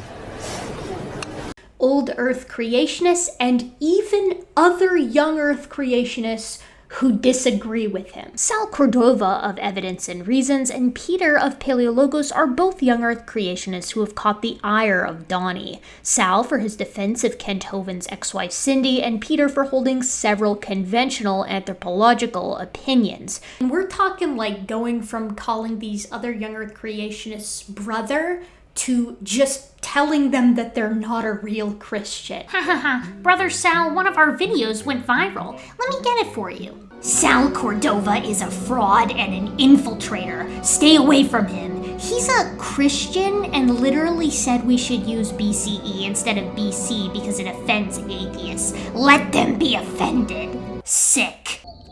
What a baby. Similarly, Peter, another young Earth creationist, argued correctly that Australopithecus sediba is not, in fact, a combination of human and ape bones. After going off in the comments section, Donny retreated to the live chat and said this. Paleologos is 99% evolutionist, 1% YEC, and he's not a good debater. I would never host him. Peter responded in a rather Christ-like fashion, saying, I'm completely happy to agree to disagree on all our differences. I'm not out here to attack you, and standing for truth, backed down. Haha, it's all good. You know I love you as a spiritual brother, Paleologos. I'm sure we both have thick skin. Gotta have it when you're on YouTube. LOL. Apologies if I ever said anything that came across as offensive to you. God bless. Even though we may disagree on certain things, you are a brother in Christ, and the love for brethren is very important.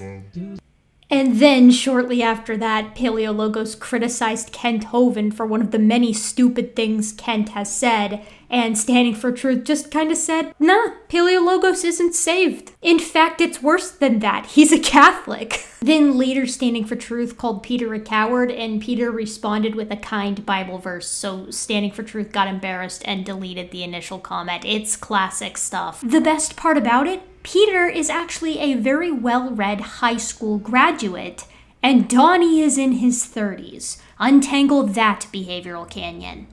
Love thy neighbor, am I right? But I mean, a lot of this simply has to be a misunderstanding, because if there's one thing Donny Deals loves, it's a cordial and respectful dialogue. Fantastic debate. I do want to thank you both for keeping it civil, respectful, and sophisticated. Let's just be respectful, sophisticated, and sophisticated. And I also want to make sure that the debaters, no matter who they are feeling respected, or a very engaging, very respectful technical and sophisticated debate, cordial, very respectful. So I do thank you for that. I've had nothing but good things said about my moderating. This includes feedback from many atheists. I think you're probably just a big whiny baby who needs to grow hair on his legs. I've wrestled, won numerous medals. I've coached wrestling, I've done kickboxing and judo for years. Why am I telling you all this? Well, it's because I know a pussy-ass bitch when I see one, and you are definitely one.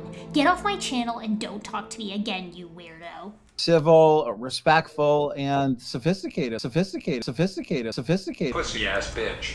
But outside of these weird mood swings, we have many other worrying behaviors. The first is going to have to be the feverish promotion of Kent Hovind on his YouTube channel. Kent Hovind, of course, is a convicted domestic abuser, currently on wife number 4. So to get around this inconvenient truth, Donny has essentially just said, like, the courts are wrong on this one, guys. Sorry, to justify keeping Kent on. I am shocked. Shocked. Well, not that shocked. The evidence is out there, he'll say. Kent is actually innocent. Go to www.kenthovandisinnocent.com to see for yourself. All of the wives were wrong. My hypothesis here is that it's pretty clear that his videos do best when Kent is in them. In fact, with the top 50 videos taken into account, Kent is in 31 of them, because Kent brings his bonkers audience along with him wherever he goes. And you know, you gotta secure that commune demographic. But yeah, I think Donny knows that Kent bolsters his rather withered channel, and so he's just gonna insist that everyone is wrong, besides him and Kent, on everything. Oh, and if you have any doubts on this, I can just point you to the recent rather revolting behavior where Donny just kind of simply admitted that if you have enough subs, beating your wife is just okay. 200k subs and a massive audience for each and every one of his live show appearances. Don't give a crap about Cindy. Sorry, buddy. Sake, man, you amateur. I can't. Donny and Ramad are also known for their thumbnails and community posts, which can be hateful to the LGBTQ community. They also evidently have a thing for eggs, and remember, of course, the homoerotic photoshops of Donny wrestling Dan. Ramad himself, of course, should be appreciated for the time he faked the published paper in PLOS, as well as the time he celebrated the death of a science educator who covered evolution. And yes, I do mean celebrate. We could talk about the time they had Amy Newman, a trans woman, on the channel and did absolutely nothing about the dozens and dozens of hateful and transphobic comments. Or the inaction on racist comments towards Ian Chen, who is of Asian descent and was called Lo Mein Boy in the side chat. And then, of course, there's the sexism, where it isn't just inaction, but active promotion. I, of course, am the Gutsy Gibbon in this comments and simply can't be the leader of Team Dodgeball. I must be a cheerleader. Alas, I am a woman. Yeah, I do know that evil come up from hell through the woman. And Satan knows that, and all his children knows that now, and that's why they're pushing the woman. And you gotta include this gem where Ramad says he could break Dan in half on a bad day. But yeah, Donny, you guys are the adults, right? Now, I already showed you how Donny effectively runs from conversations with me by basically insisting that he won't chat with me unless it's on his channel where he can make money off of it, and I'm just simply not down with that. There's a little bit more to it, but we'll get into that a little bit more in the second half of the video. That's right, we're not even halfway through the video yet. But first, I want to talk to you about how Donny deals runs from Dr. Dan Stern Cardinal. Yeah, the guy he calls Dodgeball Dan. Dan has been willing to chat with Donny on a neutral platform since his channel started, but Donny always finds a reason to weasel out of it, even when he has publicly agreed to have the conversation. Recently, creationist YouTuber Rebecca of the Bread of Life channel had Donny on to talk about endogenous retroviruses. Dan was in the chat, and so Donny did his usual flip-flop. Absolutely. And I just pulled up from my phone the chat just to see the triggered atheist. Creation Myth says, I don't think SFT understands the question. No, I don't think Creation Myth, aka Dodgeball Dan, understands just how badly his Irv argument has been demolished. Most evolutionists won't even bring up the second part to the argument. Only the informed ones like Dan. And credit where credit is due. Dan's probably the best of the best, you know? And him and I do get passionate, but, you know, I do respect his knowledge for sure. And I've learned a lot from the critics. And shortly after, Dan was on Rebecca's channel and offered to chat with Standing for Truth. This would also be really, Donny, this would be easier if we could just do it ourselves instead of having Rebecca here, who is great at this, but like having her relay the arguments back and forth, because when you were here, she was like, oh, I watched Dr. Dan's video. What about this? And now we're here. I'm going, yeah, I took notes. And she's like, oh, but he said this. It's like, this would be so much easier. Just talk to me. This would be so much easier.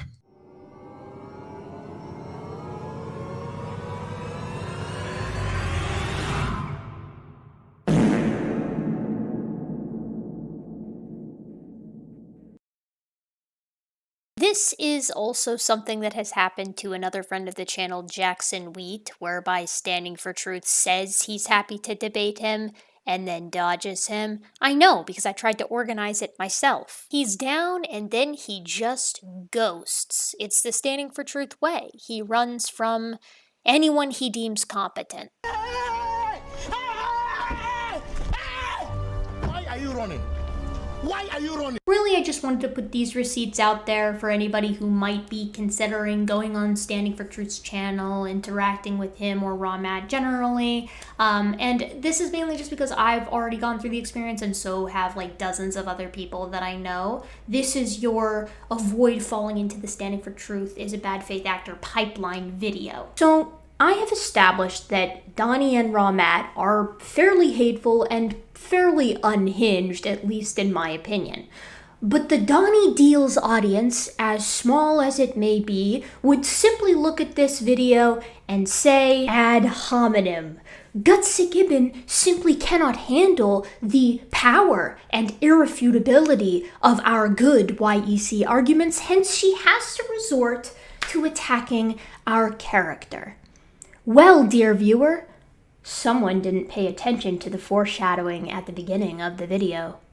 See what I did there? Donny is a jerk, yes, but he is also heinously, unapologetically wrong about just about everything he deigns to talk about.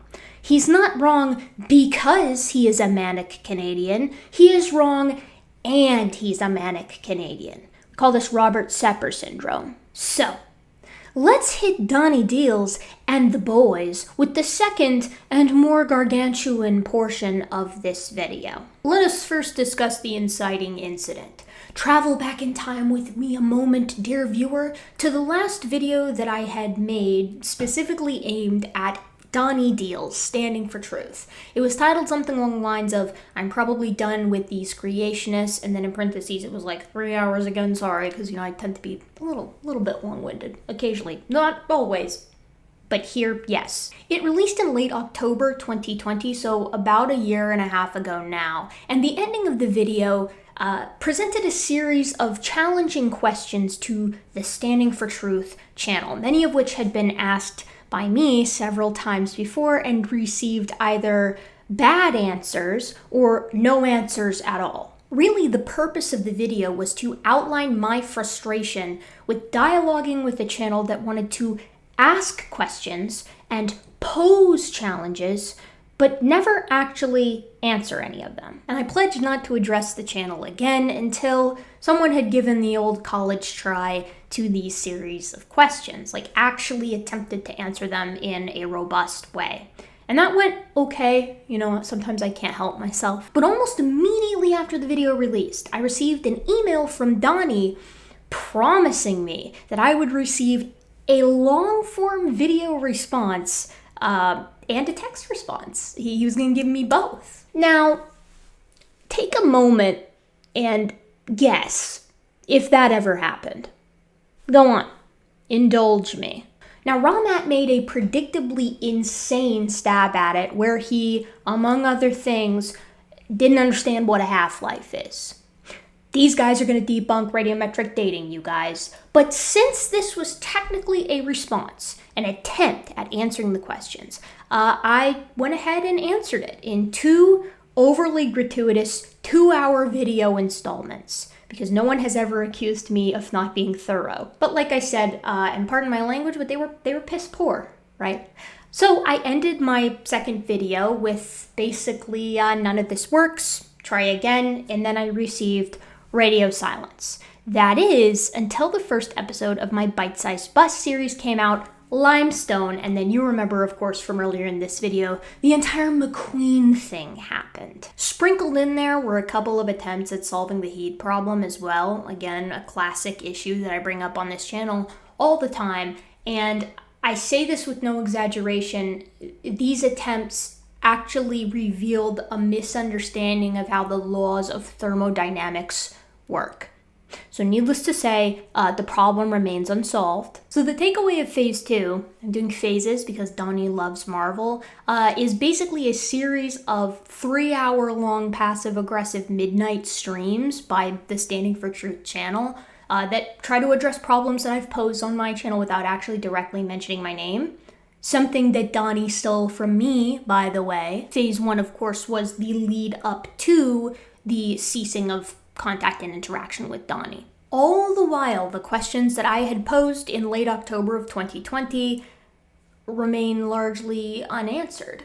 Until, that is, Donny initiates Phase 3, whereby he attempts to, let's call it what it is, bully new young Earth creationist YouTuber Peter of Paleologos. You see how I'm kind of taking the events from earlier and sticking them into an official timeline? That's what you call narrative flow. So Peter, like I said, young Earth creationist, but holds several conventional anthropological opinions, things like affirming the bipedality of Australopiths, which is something that is just well understood, but something that most young Earth creationists will just deny to the end. And Standing for Truth descended on his channel and started kind of like, again, call it what it is, bullying Peter, attempting to bully Peter in his comment section. And Peter did not need my help. He was perfectly fine. He responded with poise and elegance to all of Standing for Truth's attempts at getting a rise out of him, usually with things like calm rebuttals to the stuff Standing was saying and Bible verses sometimes. But that being said, it still really pissed me off that we have Donny, a 30-year-old grown man, condescending to a young man who actually has more published work than the adult trying to bully him. This work is technically in the Answers Research Journal, which is a young Earth creationist journal. So as much as I respect Peter, I don't put this on par with actual peer-reviewed published work, but in Standing's eyes, these two are equivalent. And which is why Strongman Swamidas would never publish in the AIG journal. So why he feels that he can talk down to Peter is completely beyond me. Now, Peter certainly did not need me to intervene. He can handle himself. But I went ahead and did so anyway because I like to fight. No, actually because Donny made some absolutely batshit comment about how I hadn't addressed the questions he posed to me. I guess he just thought no one would notice, that he's just taking the thing that I did and saying he did this. It's like that little comic. But I felt the need to respond because I just had to hammer home the insanity of saying that it was me, actually, who had not been responding to him. Yeah, maybe in the multiverse of madness, Donny. That was another one. Freebie, just for you, Marvel references. And that, dear viewers, how we come full circle to Phase 4, where we've finally received, after months, the long-awaited 4-hour midnight ramble stream with Donny and Raw Matt answering the questions that I posed in that particular comment, which is, of course, very revealing because it means he knows he has not actually answered them. So, calling the bluff, but I guess he really just does think that we're all that stupid. And so with the entire history of my interactions with Donny and Raw Matt out of the way, we're gonna work through this entire 4-hour monstrosity. Not, mind you, because it's chock full of brand new material and new arguments. In fact, whenever they make a repeated claim that I've already addressed in a deep dive, I'm just going to take a clip from that deep dive and stick it in there, just so you can really appreciate how The Standing for Truth channel uses strategies of obfuscation to make it seem like there's actually a dialogue going on and that they're actually responding in good faith. The primary means by which the Standing for Truth channel maintains a false pretense of good faith dialogue is by utilizing a strategy that I'm calling the Donny deals fallacy. This is an argument style that works something like this. I'll present an issue. The heat problem, for example. And Donny will respond with, the heat problem isn't an issue for young earth creationism because of A. I will look at that and create a 2-hour deep dive video where I say, nope, it's still a problem because of B. A does not work because of B. And then Donny will respond in turn with another very long midnight stream that says, but Gutsigibben, have you considered A?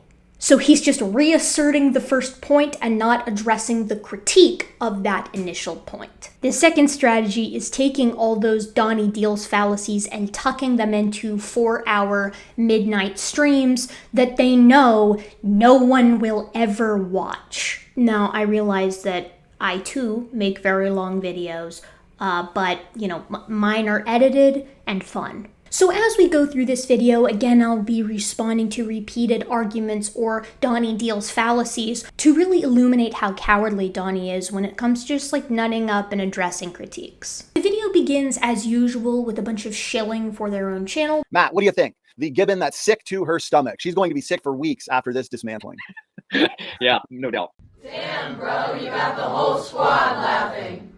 Before Donny and Romad decide to cover an interview that I did with Seth Andrews titled The Human Monkey. Now this is in reference to the law of monophily, in that humans are still monkeys given we evolved from a more ancient monkey in the same way that we are still mammals even though we evolved from a more ancient mammal. Now I've covered the nature of nested hierarchies many times on this channel, but I feel where I did it the best justice was in the video I created titled You Are Both a Monkey and an Ape, which you can probably find in the description. Put simply though, a nested hierarchy refers to the fact that organisms on this planet have suites of characteristics that, when organized, will nest within successively larger or successively smaller groups. This can be done with physical characteristics, whole genomes, or just elements of the genome, but no matter how you do it, humans will nest with monkeys, first the haplorhines and then the catarrhines, and we will also nest further down the line with apes, both the hominoids and then the hominids. The legitimacy of nested hierarchies as a means by which to tell how closely related any two given species are rely on a single assumption, and that's that Mendel's laws of inheritance don't stop arbitrarily at any given point in time.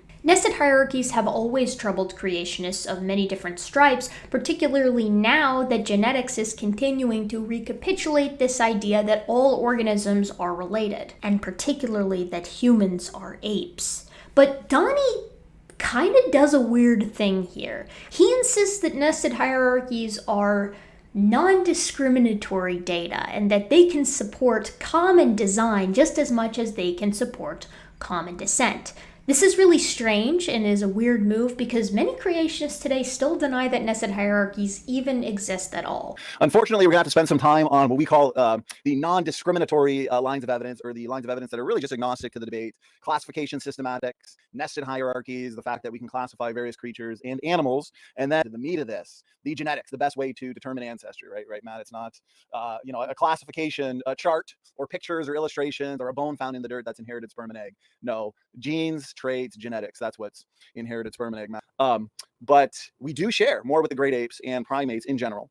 To classification systematics, we are, as Erica pointed out, haplorhine primates. Okay, classification systematics, phylogenetic systematics does not actually answer this question. This does not prove relationship any more than the fact that my books on young earth creation, theology, and soteriology can be grouped together in a greater group of books called Books on Christianity.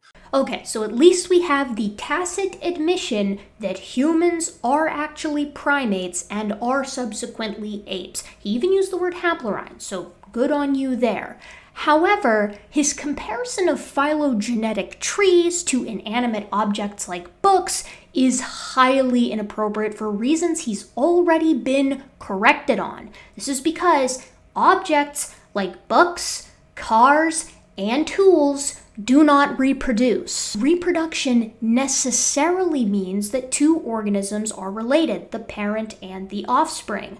My mom reproduced and had me, but you don't have to be present at my birth to know this. The genome records it. My mom and I have more similar genomes than I do with my aunt, her sister, and me and my aunt have more similar genomes than I do with a stranger. This is a brute fact. More similar genomes both within and between species necessarily mean that the two individuals or two species are more closely related. Mendelian inheritance laws demand this. But I guess biological laws, two standing for truth, mean about as much as Kent Hovind's wife Cindy's testimony. Creationists like standing for truth accept this. Standing accepts that humans and Neanderthals are related. He accepts that dogs and wolves are related. But they think, I guess, that inheritance laws just kind of stop arbitrarily at some point, leaving no trace of discontinuity. An invisible barrier. This is, of course, the barrier between kinds, and there is nothing that exists to support its existence. As such, it's just easier for Standing and for Ramat to argue with Linnaean taxonomy, which utilizes physical traits to group organisms. It was how we did it before genetics was discovered.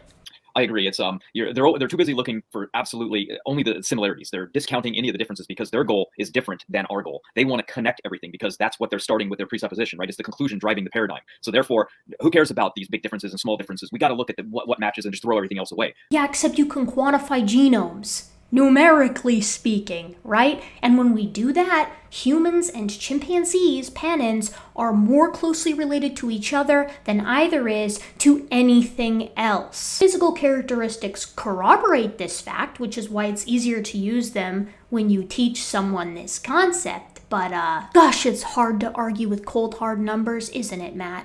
And one thing I wanted to state real quick about Carl Linnaeus is he actually didn't categorize humans alongside of apes with any idea of an evolutionary link. He did it with the same reasoning he used to categorize all life, which is that there are similarities he identified between species. That was it. They conflate this and they move it into their model, but they're just borrowing from ours. Because again, creationist, he believed there were separate created kinds, but you gotta twist words around, right?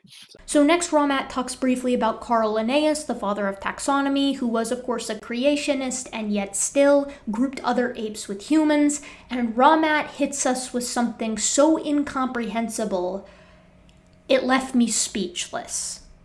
And one thing I wanted to state real quick about Carl Linnaeus is he actually didn't categorize humans alongside of apes with any idea of an evolutionary link. He did it with the same reasoning he used to categorize all life, which is that there are similarities he identified between species.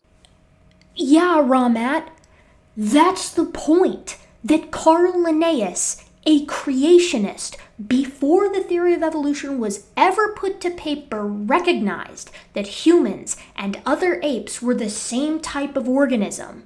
The same kind, if you will. Again, creationist, he believed there were separate created kinds, but you gotta twist words around, right? So created kinds being a category for organisms above the species level is a relatively new idea. As such, Linnaeus would not have held to that. But I do hope you caught what Ramat just kind of accidentally did there, right? He's saying that using Linnaeus's categorization of kinds, something he agrees with, other apes group with humans. So we are all the same kind, hominids. Interesting, Ramat. I wonder if you'll stick to that. So next, Standing starts talking about amphibious vehicles. Like here, we have a boat built for the ocean, okay, where that's the perfect environment for it when it comes to military firepower. We have a tank built for land, okay. I mean, the tank would not do good in the sea, and the boat would not do good on the land. But we've got the perfect intermediate that is designed, an amphibious assault vehicle, okay, military amphibious assault vehicle, that's actually built perfectly for the transition from what? Sea to land. And guess what? According to the evolutionists, because this fits nice and neat in the middle, apparently that proves relationship. No, these lines of evidence are agnostic. And I just wanted to give the audience visuals that, yeah, the audience can have some fun. Which, again, vehicles don't reproduce, so this isn't an analogy that actually works because it's that reproduction that necessitates relatedness, not just the suites of physical characteristics. But that being said, This doesn't work within their own model very well either. It's obvious that the comparison is with the vehicles, that you have a boat, an amphibious vehicle, and a tank, and each of these is their own created kind, its own designed group, and this is supposed to equate roughly to something along the lines of Eusthenopteron, Tiktaalik, and some generic tetrapod. But the problem is, we don't just have those three. It's not just some approximate intermediate that shares the traits of the former and the latter. We also bridge the gap between Eusthenopteron and Tiktaalik, or the boat and the amphibious vehicle, and Tiktaalik and the tetrapods, or the amphibious vehicle and the tank. Are Acanthostega and Ichthyostega their own kinds as well? As you can see, the problem is that this isn't a model. It's obfuscation. It's meant to distract. It's a naming system invented by creationists who didn't even believe in evolution. And if you try to use it, if you're an evolutionist, you actually run into what's known as the taxonomy boundary paradox because nothing converges. There's individual lines of ancestry. So anyway, Oh, the taxonomic boundary paradox. Allow me to direct you to January 21st, 2021. First, he starts off with this gangbuster sentence. The taxonomic boundary paradox already draws the line. The taxonomic boundary paradox was a problem that only applied to Linnaean taxonomy, which was superseded by phylogenetics decades ago. I'm not kidding. We're starting off with something so dumb that I can't help but think that Ramat doesn't know what the taxonomic boundary paradox actually is. For instance, if we do a quick Google search, the look, I did this earlier, which is why I want to show you how easy it is. So you even got pictures, how easy it is to actually find what you're looking for here. The taxonomic boundary paradox refers to the conflict between traditional rank-based classification of life and living things.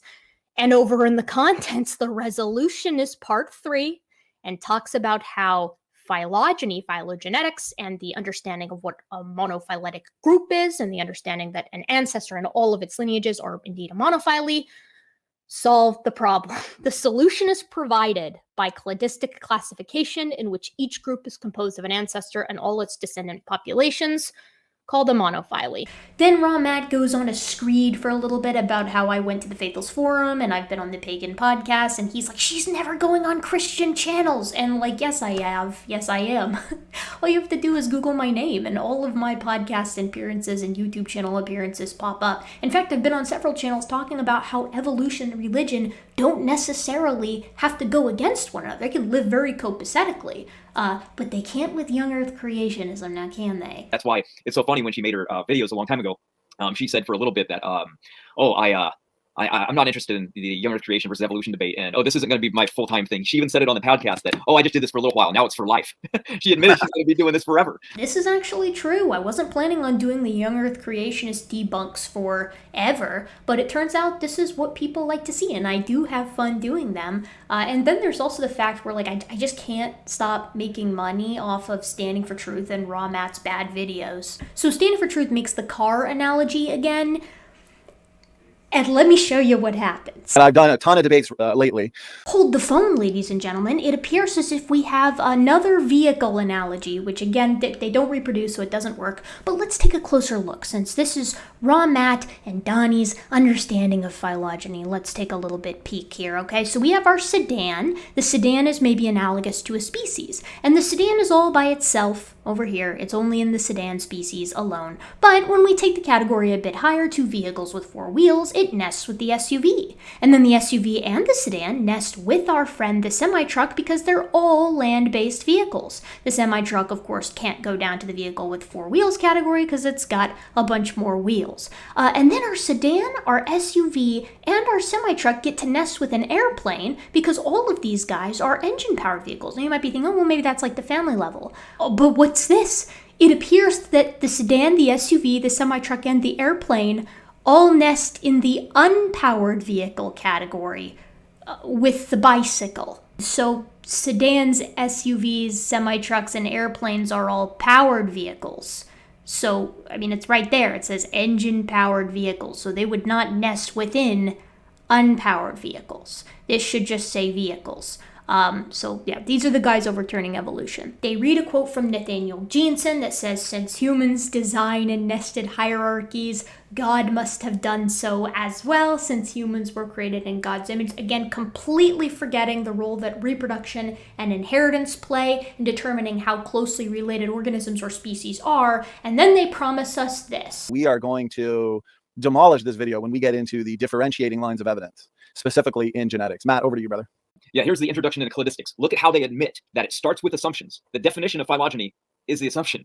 So you can't do any of these taxonomic labeling and groupings without starting with the assumption of evolution being true already to begin with. And that's what we're questioning. So why in the world would we start with their assumption? Okay, so Ramat is mad that there are assumptions in phylogeny, and there are. As you can see in the background, the assumptions of phylogenetic analyses in particular is 1, organisms are related by descent from a common ancestor, 2, characteristics change over time as organisms evolve, and 3, nucleids are created by binary splitting. Young Earth creationists, including Donny and Ramat, don't disagree with 2 and 3. They have a problem with 1 as an assumption. So these 3 are assumptions for running a phylogenetic analysis. But what about common descent? What is the assumption of common descent? Well, I told you earlier. The assumption of common descent, that organisms can trace their lineage back to a universal common ancestor, is simply that reproduction and the laws of inheritance do not stop at some arbitrary point in time. Essentially, reproduction and the laws of inheritance work the same way during the diversification of all of these canids, from the Cape fox to the maned wolf to the gray wolf to the dog, as they did in the diversification of ancient canids from ancient ursids. Descent with modification to them is all fine and dandy in these canids here, but you take it back too far and suddenly all of it just stops working. The laws of inheritance, all of the mechanisms of evolution that they accept, like natural selection, they just stop working. Why? What is the genetic mechanism that prevents this type of diversification? Alternatively, how do we genetically determine a kind? How do we know that all canids are a single kind and separate from the ursids? Where does Amphicyanid, the ancestral group potentially to canids and ursids, fit in? Is it a part of one of their kinds? Is it its own kind? Genetically, it doesn't work today, so I very much doubt they can answer that question about organisms that lived in the past. As such, unless Donny and Ramat can present a genetic line for kinds, a line in the sand, a boundary that natural selection and the laws of inheritance cannot cross, then this is an appropriate assumption to make. The only assumption is that genetics works the same in the past as it does now, that speciation works the same in the past as it does now. This is no more inappropriate than assuming that gravity works the same here as it does here. Evolutionary theory convergence refers to the origination of identical or highly similar structures through independent evolutionary pathways rather than inheritance from a common ancestor. So Donny continues to read this quote from evolutionnews.com, which is an intelligent design organization very much against evolution news, as it were. And his whole point is that how can we get convergent evolution? It's already so unlikely that we can evolve an eye once. How can we evolve it multiple times? But convergent evolution isn't talking about identical structures evolving twice under random circumstances. It's referring to the fact that similar structures will evolve under similar pressures. The kicker is, though, they're not identical. This is why we have multiple different types of powered flight in creatures. It's kind of like how rivers on opposite sides of the world flowing through similar types of rock will carve similar but not identical paths. It's just responses to similar variables. As a result, even if Darwinian theory were true, one could never be sure whether similar features shared by two fossils, okay, notice this is important, resulted from convergence or from common ancestry.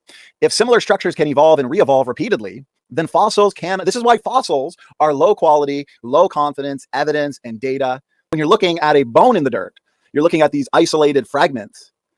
How can you tell the difference between homology and convergent evolution? Okay, you can't really. There's a lot of guesswork. There's a lot of inference. Remember, fossils are fickle, and a bone found in the dirt will sing any song that you want it to sing, okay? Guys, this is not difficult stuff. This is evolutionary biology 101. A homologous trait is a trait that is found in the proposed ancestor and the proposed descendants and is identical in both, more or less, slight tweaks, ontogenetically at least present or would proceed to completion. Convergent evolution yields traits that are not identical but perform similar functions. It's not that hard. Limb structure, for example, is homologous in all tetrapods, even the ones that don't develop the limbs. In cetaceans, for example, sometimes something goes wrong ontogenetically and their hind flippers continue to develop. They maintain the ancestral tetrapod pattern. Convergent evolution, on the other hand, occurred in haplorhine primates and in guinea pigs, both lineages of which don't have the ability to synthesize their own vitamin C due to a genetic break. However, this break occurs in different locations in all guinea pigs as compared to all primates. That's how we know that this is convergent rather than homologous. Let's apply this briefly to the fossil record. Humans are bipeds. Chimpanzees are knuckle walkers. Australopiths are bipeds, so it is more likely that Australopiths are ancestral to humans than that they are ancestral to chimpanzees. Now, this number, this likelihood number, goes through the roof astronomically when we take into account all of the other characteristics that are shared between Australopiths and humans that chimpanzees lack. It is not one single trait that leads to this relationship, but a preponderance of traits. I want to go over this part here. In fact, cladistics assumes evolutionary ancestry by default, and they admit this. They assume a tree exists. They assume whatever organisms they're looking at go back to a common ancestor before doing their work. Assume evolution to prove evolution. It's circular. Yes, and until you can provide a reason, a genetic stopgap for your kinds or for the limitations of the mechanisms of evolution, it's appropriate. Gravity works here, but not here. You gotta have a precedent for this discrepancy, boys.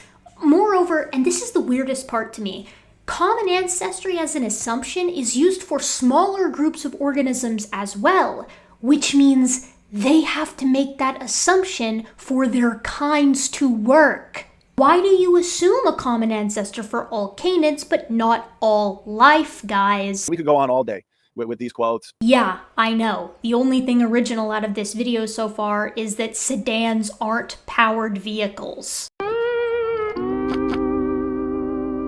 And if you go back and look at all these clips, every single quote so far has been from a creationist source. We got probably about 5 slides of like 50 examples of convergent evolution, echolocation systems being one of them, various different types of complex proteins. All right, there's something called incomplete lineage sorting, where depending on the gene that you look at, you're going to get totally different trees. But for sake of time, we're going to move on. I can't speak to the biochem stuff, but as far as the macroscopic stuff here goes, it's different types of echolocation that evolved under different pressures over long periods of time.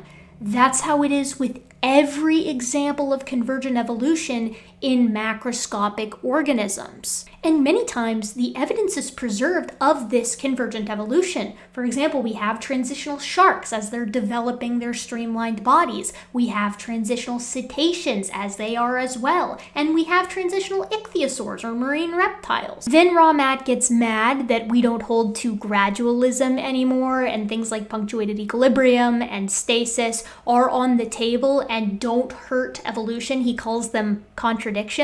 And that's just being mad that science changes, right? Darwin didn't know about genetics either, but it's a pretty big helper for evolutionary theory, isn't it? I'm sure we'll get to that part later. So next, Ramat wants to talk about differences between humans and other apes. Specifically, actually, he wants to talk about the difference between humans and primates because he does not consider humans to be primates. Yes, I know what he said about the Carl Linnaeus stuff earlier. That doesn't matter anymore. So he pulls up a video to talk about the difference between human hair and animal fur. And to longtime viewers, this woman who's giving the presentation may look a bit familiar because I covered this video in October of 2020, and here's that clip. We need to talk just a little bit about the distinct differences between human hair and animal fur, all right? Because evolutionists like to say, well, because we share these traits with animals, it's part of that evidence they like to call that we've descended from a common ancestor. And that is just not the case, all right? God equipped us each with exactly what we needed to survive in our environment.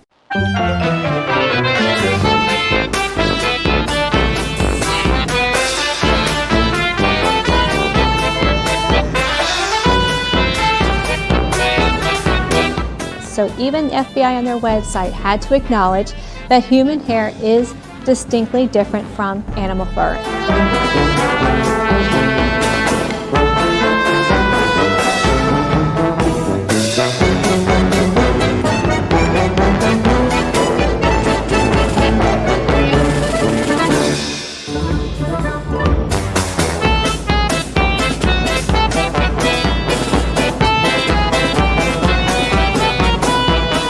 Now, if you take a look, you're going to see the distinct difference between human and animals, all right? If we look at the medulla pattern of this primate right here, this pattern running at the center, looks distinctly different from human hair, all right?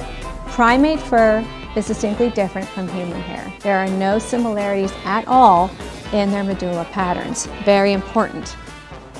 I hope for her sake that this was prior to the release of the paper in 2014, which used a scanning electron microscope to compare human hair medulla to those of chimps and orangutans, and found that human hair does not differ significantly to the anthropoid primates, and in fact is actually very similar to that of a chimpanzee. Go figure. So, clearly when she was saying, oh, it's exactly the same, and then she just moved on, it's not the same. It's not even remotely the same. So it's just more nonsense, just mixed in, thrown out to an audience that's not paying attention, doesn't know the difference. So, God, can you just feel the irony of that statement? And the worst part about it is that clip where I previously covered the video he presented, and by the way, it was in July of 2020, so it's even older. He said even more time to view it, was actually from a video that I made for specifically Raw Matt. He didn't even watch it. Tisk, Ramat. Very weaselly behavior on your part. But also, evaluate the evidence put forward for each respective side for a moment, if you will. Put your critical thinking cap on. Raw Matt came to the table with a video interview with a young Earth creationist for a young Earth creationist organization, and I came with multiple papers. So you can just kind of take that how you will, mull it over. But, I can understand Raw Matt is allergic to peer review, which is why he faked that paper. Now Raw Matt is going to list a bunch of different things that humans have that primates lack, or that primates have and humans lack. And I really love when Raw Matt goes on these kind of tirades on this particular topic, because he is always wrong on almost, if not all of it. But what do we expect from a guy who wrote a chapter in Standing for Truth's book talking about how some primates have 2 bones in their lower limb and some do not, and that's what separates humans from the rest of the apes. The guy's incredible. Being hit in the head, you get hit in the face, and that's why we started growing beards, and that's why chimpanzees do not have facial hair. Apparently, they don't like to punch each other in the face. So, and then, as you can see right below that, human beings, their hair, look at that, exactly the opposite in where hair actually grows. So we grow it in the exact opposite proportions than our closest kissing cousin relative. Like, that makes any sense. So, again, completely different hair and fur. And then if we go down just a little bit more, we can see a human have eyebrows. And our eyebrow hair. Primates of none of those have that at all.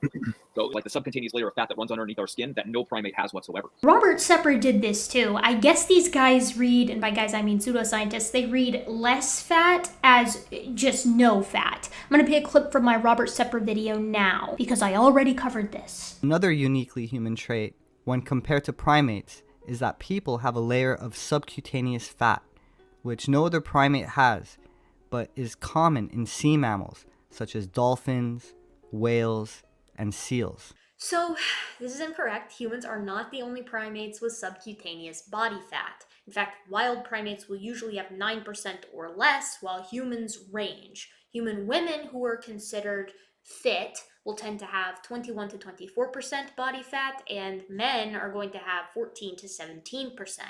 Thanks, breasts. Okay, so beards, head hair, eyebrows, and subcutaneous fat. Raw Matt was wrong on all of them, as usual. Ramat and Donny spend a little bit of time going back and forth, talking about how strange it is that paleoanthropologists disagree on things within their field.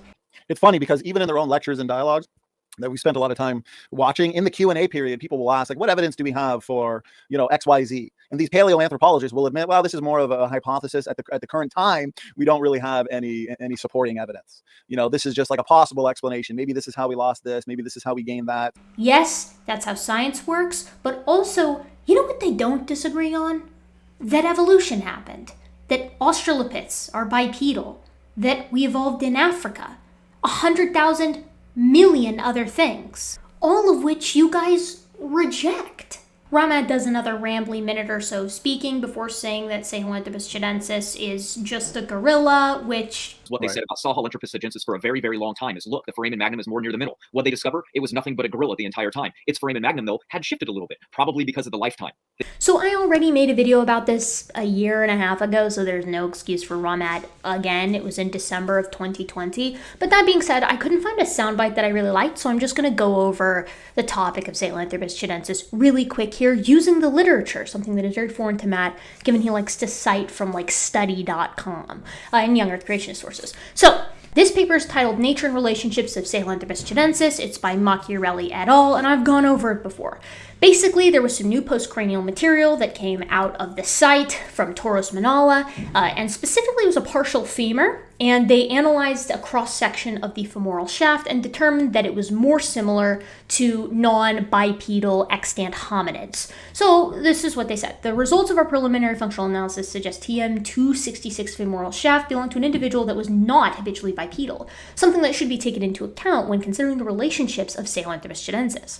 The circumstances of its discovery should encourage researchers to check to see whether there is more postcranial evidence of Sahelanthropus chilensis among the fossils recovered from Taurus Manala. So, very fascinating, very interesting. What has happened since then? Well, the guy who is basically the Sahelanthropus chilensis guy, a French paleoanthropologist named Franck Guy, whom I called Guy in the first video, very faux pas, not cool of me, has a paper that's in the press. It's preprint, so if it's published, I believe it'll go into Nature Research, but I'm not entirely positive. And it says postcranial evidence of a late Miocene hominin bipedalism in Chad, There's two things you need to know about this. The first is that this is a preprint. It could totally change. It could be rejected. We don't know yet. It takes a year to 2 years to publish papers, so it's not out of the ordinary that it's not out yet. But that being said, it's not published. It hasn't been entirely peer-reviewed. The other thing that needs to be noted for this paper in its favor is that it's looking at the other postcranial material, because since Macchiarelli et al., Franck Guy has had the opportunity to examine 2 ulnae. So this is really important because for Ramat, because I know he needs to be reminded of these things, in anatomical position, the forearm of humans and other apes is composed of 2 primary bones. That's the radius that is more lateral or to the side, and then there is the ulna that is more medial or towards the midline of the body.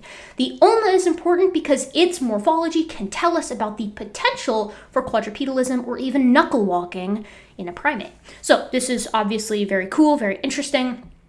And what they have to say here, what Guy et al. Have to say here, is these new findings confirm that hominins were already terrestrial bipeds relatively soon after the human-chimpanzee divergence, but also suggest that careful climbing arboreal behaviors were still a significant portion of their locomotor repertoire. So that's interesting to keep in mind. On the topic of the ulna, when we scroll down here, they basically note that there are portions of the ulna that reflect habitual arboreality, which is kind of expected. But that being said, they note it is unlikely to reflect habitual terrestrial quadrupedalism. The TM266 ulnae lack prominent flexor apparatus in theses, as in orangutans, Ardipithecus ramidus, and later hominins, Ardipithecus ramidus and later hominins.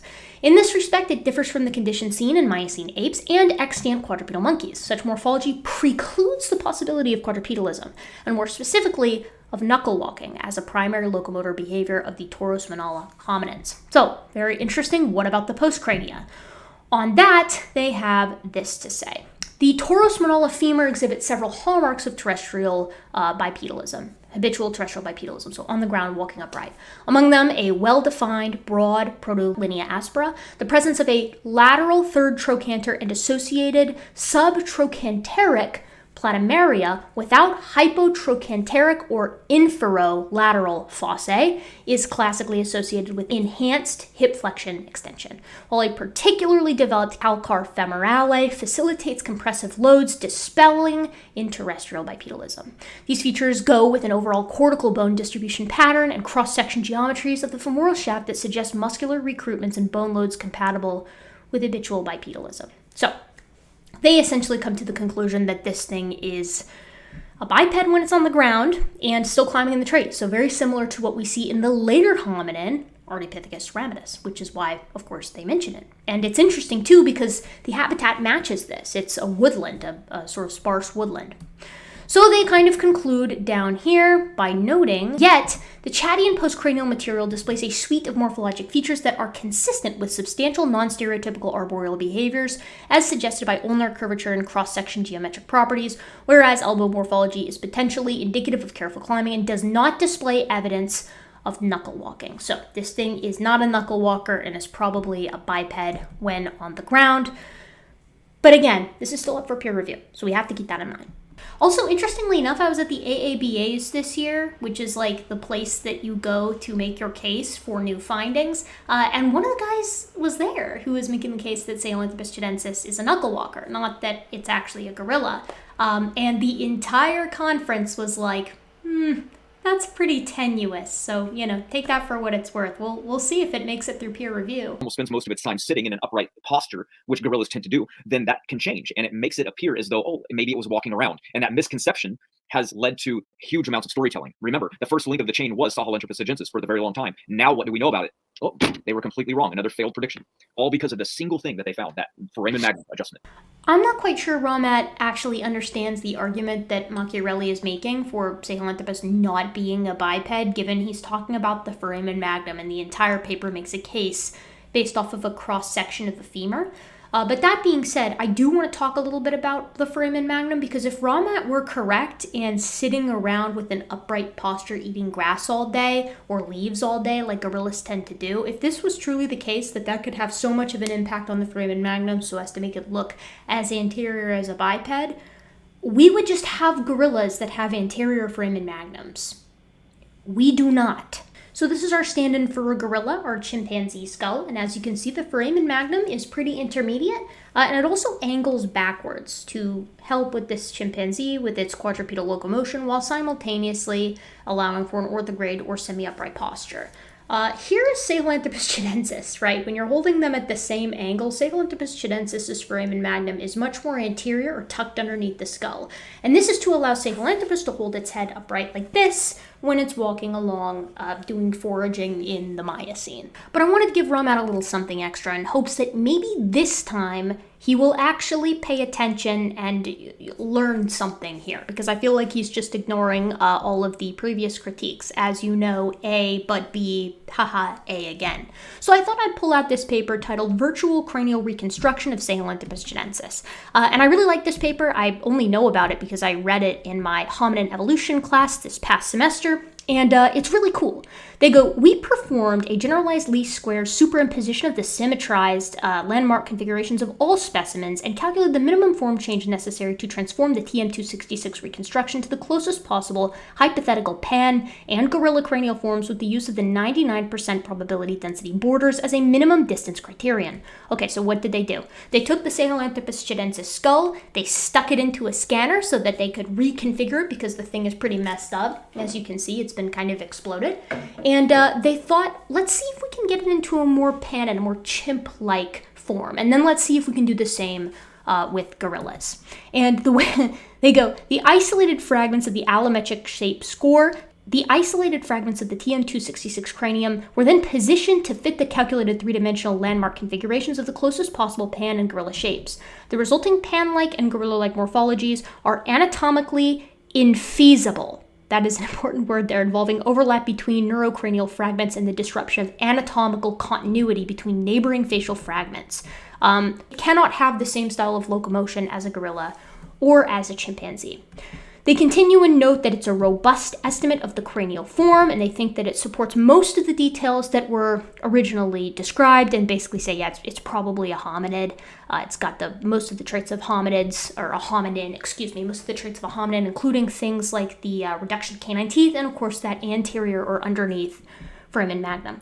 So then they start analyzing the foramen magnum and say, okay, like what does this look like?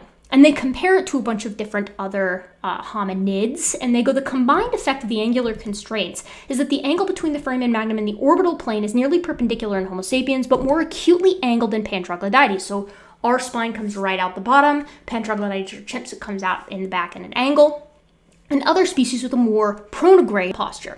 The foramen magnum angle relative to the orbital plane in TM266's reconstruction is 95%, similar to that in humans and later bipedal hominids such as Australopithecus afarensis. They say, as a quadruped, it would require unusually extended angles of the neck relative to the plane of the foramen magnum, which is what I've been saying the whole time. And then lastly, that they note as sort of an additional indication of bipedality, it has a flat nuchal plane oriented at about 36 degrees relative to the Frankfurt horizontal, well within the range of Australopithecus and Homo, but not Pan. In addition, the nuchal crest, so this is a crest that goes sort of along the back of the skull and anchors sort of chewing muscles back there, sometimes the temporalis, and things like that, has a downward lipping, a feature present in other bipedal hominids, but not in Pan or in gorilla. However, postcranial evidence will be necessary to test more rigorously the hypothesis that Sahelanthropus is the earliest known hominid. They mean hominin found 2,600 kilometers west of the East African Rift Valley, to find out if it was a biped. And right there, look, that's the only part that they have of that until recently when they found the lower leg.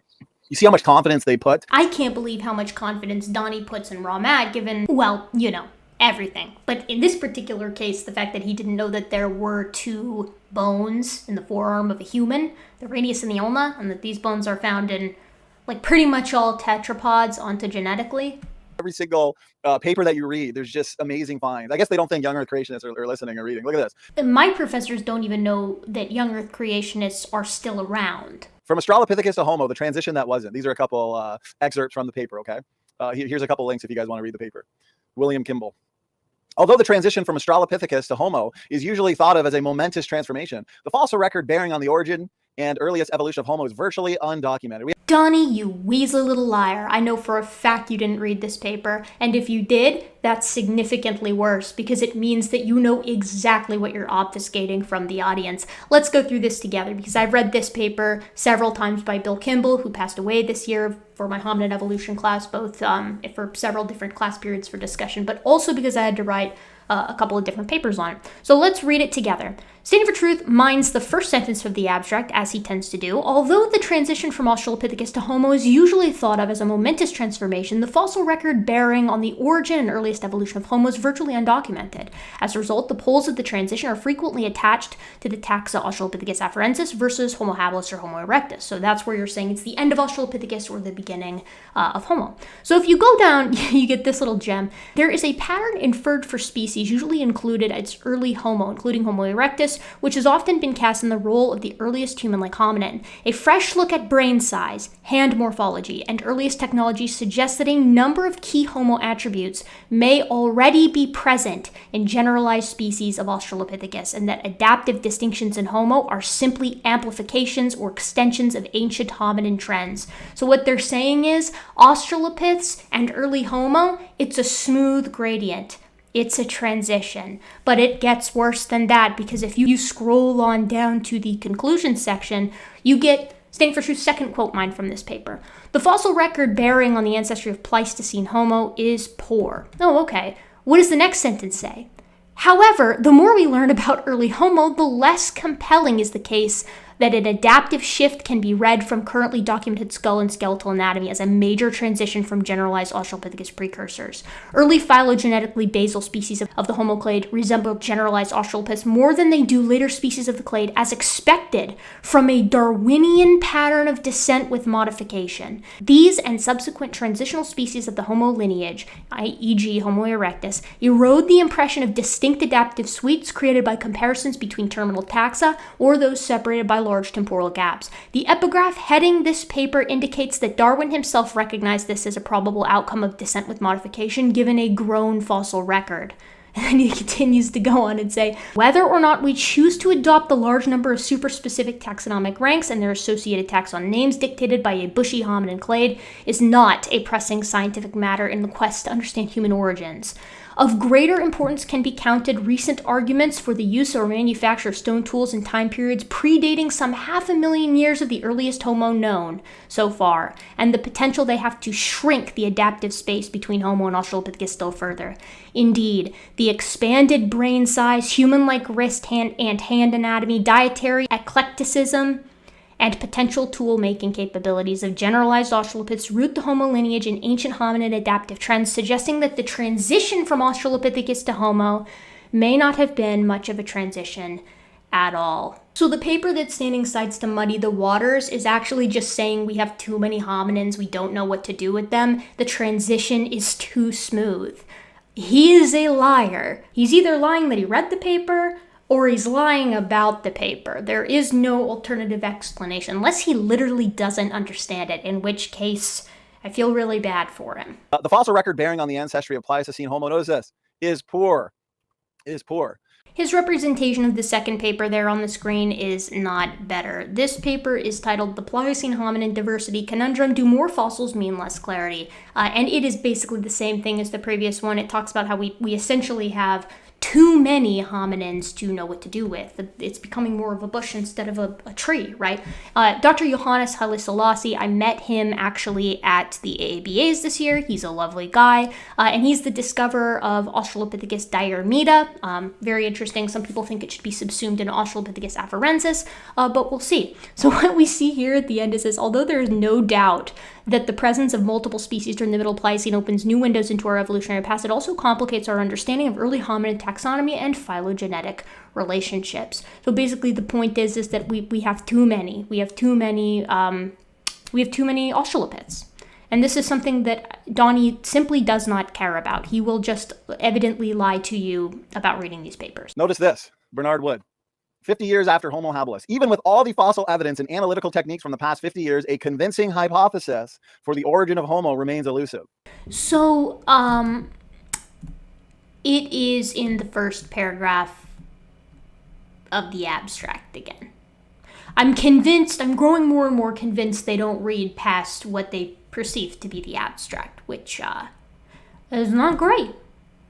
In the middle of all this, Standing takes the opportunity to start yelling at Joel Duff in the side chat, and should probably switch to wine. We had Dr. Joel Duff in the chat who's terrified to take the evolution challenge, and who has, he's up there as a potential winner of the 2022 Golden Dodgeball Award, because he dodges, he ducks, he dips, he dives, he dodges all over the place. He's mastered the 5 Ds of dodgeball. I mean, Dr. Nathaniel Jeanson, he's got confirmed testable predictions, and evolutionism has been overturned, and poor Dr. Duff here, he's not really refuting the data. He's not countering it. I haven't seen any worthy argument. So he was pointing out earlier, when you've got an AIG source, scoffing at that. It's like, we've got answers in Genesis sources. We've got dozens of secular sources. We've got a mix of everything. Okay, try and refute it all. And that's fallacious anyways. I mean, ridiculous. Next, Donny is going to get a little wacky with regard to the Y chromosomal disparity between humans and chimpanzees. As we all know, humans and chimps are 98.8% similar with regard to coding base pairs, and about 96% similar when we're doing a whole genome comparison. But this number is actually a lot lower when we're looking at the Y chromosomes, which means technically I'm more closely related to a chimp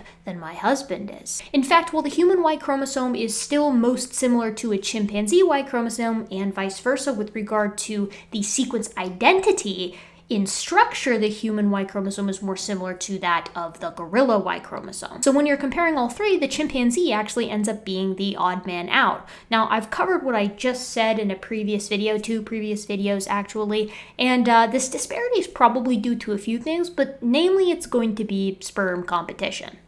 While Oetjens et al. Confirmed that the Y chromosome of humans is highly divergent from that of chimps, they also found that the chimp subspecies Y chromosomes are highly divergent from each other. In fact, compared to humans and the draft Y chromosome of gorillas, it seems that the Y chromosome of genus Pan is rapidly undergoing mutation. You may be wondering, okay, but why? chimpanzees and bonobos are both highly polygamous species. Males and females mate with one another frequently, very frequently in bonobos, and as such there is a heavy selection for competitive sperm. This is reflected in the rather large testes size of this genera when compared to the other great apes. A large portion of the human population is prone to single or serial pair bonding, and gorillas are polygynous, meaning little sperm competition is required. So, as it turns out, the hypothesis was correct. The chimpanzee Y chromosome, and that of the bonobo to a lesser extent, is seemingly the derived version here, leaving that of the gorilla, orang, and the human just in the dust. On the face of it, one may conclude that this violates the well-supported notion that humans are more closely related to chimpanzees and bonobos than any other animal. Standing did in fact conclude this, but for someone who talks a lot about genetics, he doesn't seem to grasp a very important distinction, one that was covered in the very paper he brought up, that in sequence identity, humans are still most closely related to genus Pan in the Y chromosome. This may seem inconsequential, but I had the opportunity to discuss this topic with CRISPR prior to recording, and it may shock you to know that sequence identity is indeed more informative to relatedness than structure is. I know. Shocking. Imagine it like this. You have your favorite movie. Let's just go ahead and use the first Harry Potter movie. You own the original copy of the VHS release, as well as 2 other copies, one being the same as the original, but with the last 3 scenes suspiciously missing, cut out, if you will, from the tape. And the last copy would be Harry Potter, but with guns, as in every scene that could potentially use wands is replaced with using guns. The original film and the cut film are virtually identical in content, that is to say, sequence identity. The only difference is that the second copy is shorter. It has chunks missing at the end. When both of them are compared to the last copy, the first, the original, and the last copy are structurally very similar. That is to say, they're the same length. But the content, that is, the sequence identity, are incredibly different. So the human Y chromosome is more structurally similar to the gorilla Y chromosome, and they are roughly the same size. But when we're looking at the sequence identity, the human Y chromosome has much more in common with the Pan Y chromosome than with the gorilla Y chromosome. Bad audio, worse camera. But I think that was a decent summary of what's going on here. Let's hear from Donny. Sperm competition as one of the reasons why, when you consider overall gene content, architecture. Yeah, that was an okay summary. Let's see if he explores any of it. Okay, the Y chromosome between the humans and chimpanzees is only about 35% the same. Wait, what was that? Only about 35% the same. So here's the paper that he's citing from. This is Hughes et al. And if you scroll down, it's from 2010, to the 6th page near the bottom, you get the actual comparison, right? Surprisingly, however, greater than 30% of the chimpanzee MSY sequence has no homologous alignable counterpart in the human MSY and vice versa. So I saw this and I was like, am I losing my mind? Like, wouldn't that still just be a 30% difference? And then I just kind of Googled it, and it turns out creation.com is on my side, and Standing for Truth just has absolutely no idea what he's talking about. He's just completely forgotten the number, I guess, or like I don't know where he's gotten it. But even creation.com says the 30% difference among the human and chimp MSY regions was a shock.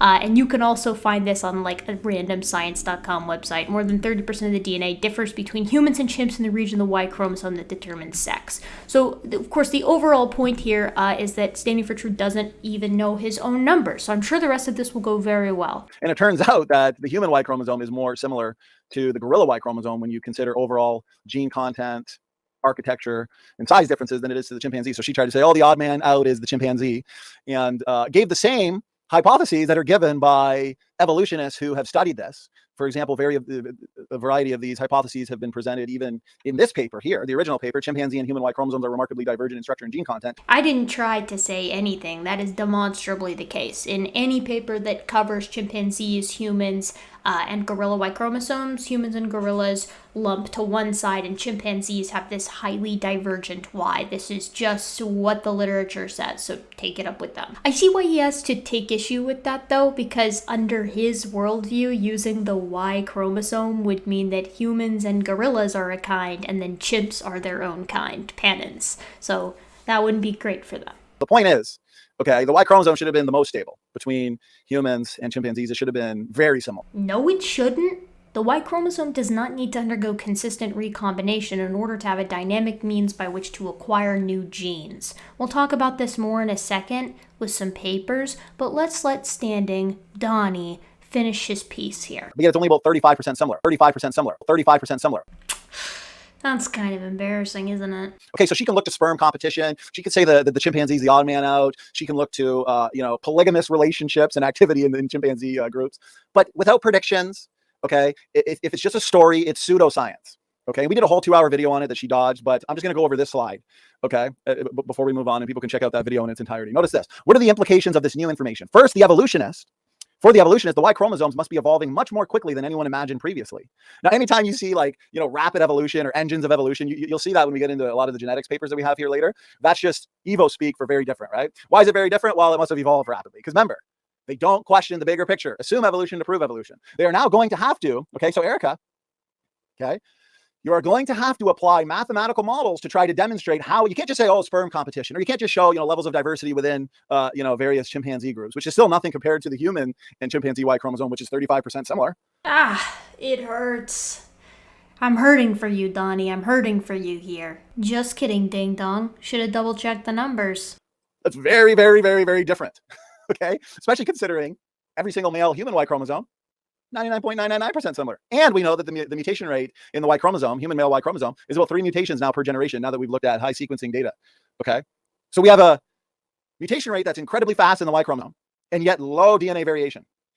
That means the Y chromosome has to be young. That's the only way to explain a DNA compartment that has a fast mutation rate and low variation.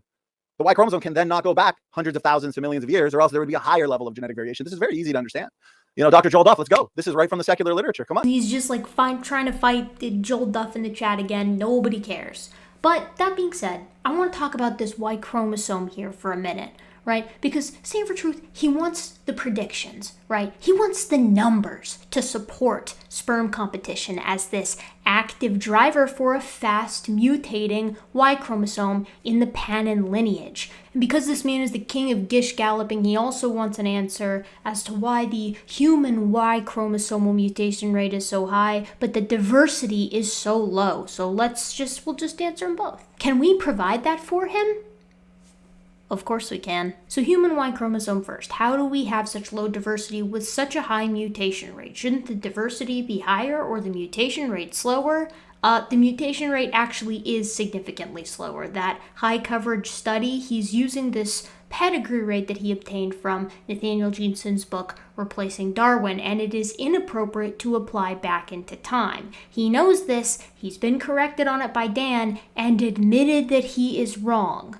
You are correct in that the observed pedigree rate, the empirical rate, is faster than the long-term rate, the substitution rate, because selection will weed out a lot of these new mutations. Most new variants are lost over time, of course. I really love Dan's face here, where he's just like, yes, he's finally getting it. Finally. Give it one day, Dan. He forgets it. This is a 2020 paper by Kachova et al. Titled Dynamic Evolution of Great Ape Y Chromosomes. Right off the bat, we see that sperm production is on the front lines. We're going to mosey on down to the abstract here. The Y chromosome of great apes represent a particular puzzle. Their gene content is more similar between humans and gorillas than between humans and chimpanzees, even though humans and chimpanzees share a more recent common ancestor. To solve this puzzle, here we constructed a dataset including the Ys of all extant great ape genera. We generated assemblies of bonobo and orangutan Ys from short and long sequencing reads and aligned them with publicly available human, chimp, and gorilla Y assemblies. Analyzing this dataset, we found that the genus Pan, which includes chimps and bonobos, experienced accelerated substitution rates. Pan also exhibited elevated gene death rates. Perhaps this has something to do with the fact that the chimpanzee Y is smaller than any of the other great apes.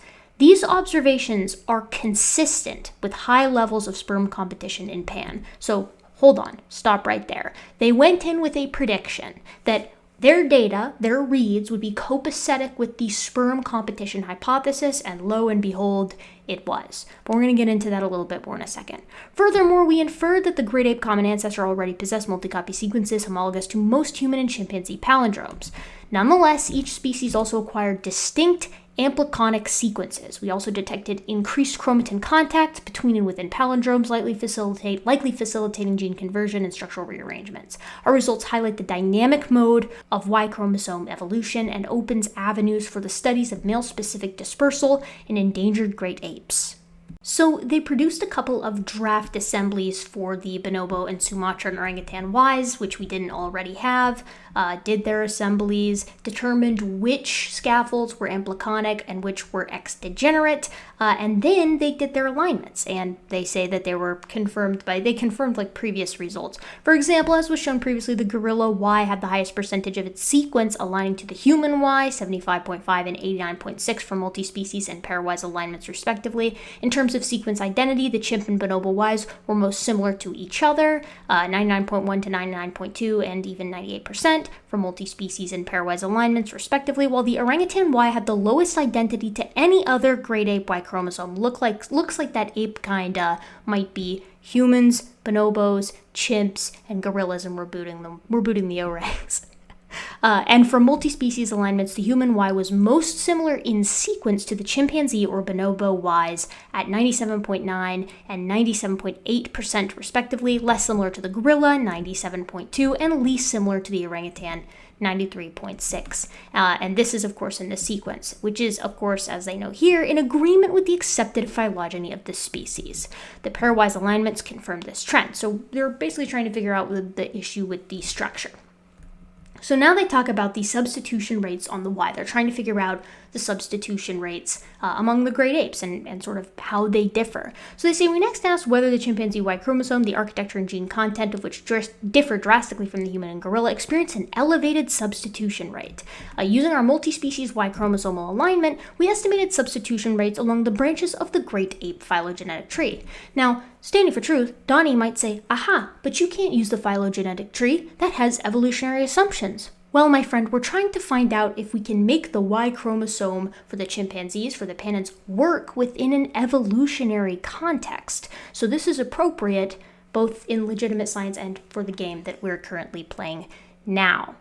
And remember, you did agree that this was the appropriate course of action. You are correct in that the observed pedigree rate, the empirical rate, is faster than the long-term rate, the substitution rate, because selection will weed out a lot of these new mutations. Most new variants are lost over time, of course. So in the results section, additionally, they note that while the pan lineage experienced an elevated substitution rate at both autosomes and the Y, the elevation was particularly strong on the Y. In our gene death conversation, they note, to summarize, the pan genus experienced the highest death rates for both X-degenerate and ampliconic genes across the great apes. Additionally, we observed a significantly higher non-synonymous to synonymous rate ratios for the 4 X-degenerate genes and 1 ampliconic gene in bonobos, chimpanzees, and or their common ancestor. They continue down to our discussion, because I'm going to skip palindromes and stuff like that. I'm not nearly as well read on them. And I like to try not to talk about things that I don't, feel well read on. So the discussion on the higher substitution rates, they say higher substitution rates on the Y than on the autosomes, which we found across the great ape phylogeny, confirm another study. This is 28 right here. Strong male-driven evolution of DNA sequences in humans and apes. Oops, that's our Donny. That's our Donny deals thing. And they note higher autosomal substitution rates than we detected in pan as opposed to homo lineage, corroborate yet another study, that's this one, number 29, and can be explained by a shorter generation time in pan. A higher Y to autosomal substitution ratio, stronger male mutation bias in pan rather than homo, is observed by us here and could be due to several reasons. So they note boy, first species with sperm competition produce more sperm and thus undergo a different number of replication rounds, generating more mutations on the Y, potentially leading to stronger male mutation bias than species without sperm competition. Consistent with this expectation, chimpanzees and bonobos experience sperm competition and exhibit strong male mutation bias as compared with no sperm competition and weak male mutation biases in the human and gorilla. So, boy, that matches with the data. That's really strange, isn't it? But remember when I was talking about getting new genes? That was your foreshadowing for this right here. We discovered that there is only one gene family that was born across the entire great ape Y phylogeny. VCY was acquired by the common ancestors of the human and chimpanzee. So, that's very, very interesting, isn't it? Looks like those kinds are having a real struggle bus today, aren't they? So there you have it, Donny. A deeper dive into how sperm competition can lead to the evolution of the Y chromosome in pannins by way of male mutation bias, and how that was stacked against the great ape phylogeny, the phylogenetic rate which you do accept, as we know. And if you want to see that phylogenetic rate stacked up against, mutations and spermatogenesis and all that stuff, that can be found in the paper and in the supplementary material, whose link you can find in the description. I can't hold your hand the whole way. So as I'm scrolling through the supplementary material here, the math, as it were, I want you to appreciate that we did just experience a Donny Deals fallacy. There is a fact that humans and chimpanzees, the pannins, share 98.8% of their DNA, and so as a response to this, Donny and company invoke the disparate Y chromosome. This is idea A. So I respond with counter B. Yes, they are disparate, but we have a mechanism, along with testable predictions that came to fruition, that explains this disparity. And they respond with, but have you considered the disparate Y chromosome? A is simply reasserted a second time. You have to actually deal with the criticisms to your premise. That's part of a dialogue, right? And when, standing for truth, Donny, come up with a reason, a mathematical reason, they challenge the math presented here, and they solve the reason as to why sperm competition can't actually work as a viable mechanism. They can direct that criticism to PNAS. Donny picks yet another fight with Joel Duff in the side chat. Dr. Joel Duff, Mr. Dodgeball Man himself, says, take some classes and learn a few things. I have a whole, so notice, 0 arguments, 0 counter responses. This is why Joel dodges the evolution debate challenge. Come on! We've had and hosted over 160 debates. What are you waiting for? 160 debates, you say? Well, let me just get on the phone right now with Nature and PNAS and Science, ASAP. They do say that science moves forward one YouTube video at a time, especially when they're debates and when the people who are involved are convicted domestic abusers, ex-used car salesmen and nurses, and random guys who believe that, you can live to 100 if you just don't eat anything. 1,000 Genomes Project. Okay, this unrooted mitochondrial DNA phylogenetic tree. Any evolutionists in the chat, come on. Do what Erica and Dodgeball, Dan Stern, Cardinal have not been able to do. All right, there's only a few mutations here, separating any two people. The mutation rate, okay, is about one per generation. Or one every other generation. Let's give them that. It's a fast mutation rate, put it that way. Yet low variation. About 100 to 120 max between any two people. But on average, what does it matter? About 20 to 24, 25. So we got explosive growth from a center point. Exactly what we would expect from the biblical model of ancestry, right? What do we have? Creation, Adam and Eve, followed by rapid and exponential population growth. Then we have, a couple thousand years later, the flood. 8 people, rapid and exponential population growth. We have some of these subgroups that can be explained by the Babel dispersal. Okay, so guess what? All these branches going back to a center point. As previously mentioned, this unrooted tree is utilized in young Earth creationist Nathaniel Jeanson's book, Replacing Darwin. Jeanson makes the argument that the nodes indicated by the arrows on this tree indicate the wives of Noah's son, Noah from Noah's Ark, and thus that the 1,000 Genomes Project actually supports young Earth creationism. The problem with this has been levied against Nathaniel Jeanson, first by Evograd, but many times since then. The problem is, when you take the unrooted tree and root it, it turns out that the wives of 2 of Noah's sons are separated from the wife of the 3rd remaining son by 400 to 1,500 years. Jeanson's reasoning actually indicates that 2 of Noah's sons were married to the great-great-great 2 to 94 times more great-great-granddaughters of the wife of Noah's remaining son. Now, Donnie's gonna get mad. He's gonna say, she's using old stuff from Evograd. We've answered these questions. Jeanson has answered these questions. And Jeanson has, actually, answered the question. He did so in a conversation he had with Dan recently. You want to hear the answer? It's not going to be 3 coexisting individuals. Right. It's again, it's a small point that's not related to the Neanderthal thing, but it is relevant. No, I agree with it. And that's my point, is that there could have been some wonky things pre-flood that I discuss in the literature. Okay. Okay.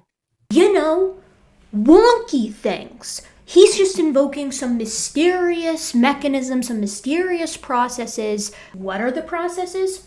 I mean, you know, they're wonky processes. I don't know what they are, but they're wonky. And that is not science. That's embarrassing. So lastly, we're going to talk about that fast mutation rate that Standing for Truth says supports young Earth creationism. He's again getting that fast mutation rate from the work of Dr. Nathaniel Jeanson. Now, Nathaniel Jeanson, his work is problematic with this mutation rate, right? Because what he actually does is he takes the mutation rate, or the rate at which mutations happen in the genome, and he uses that instead of the substitution rate, which is the rate at which mutations fixate within a population. You can't do that. This is population genetics 101. Now you might be thinking, well, Dr. Nathaniel Jeanson got his PhD from Harvard. He would never, ever make such a boneheaded mistake. But he did. Let me again derive how I'm getting to this point. So we've got my claim from the examination of the published literature that the mutation rate is 3 mutations per generation, and I'm treating the mutation rate as a substitution rate, that this rate is consistent. Thank you. Thank you. That's what I'm doing.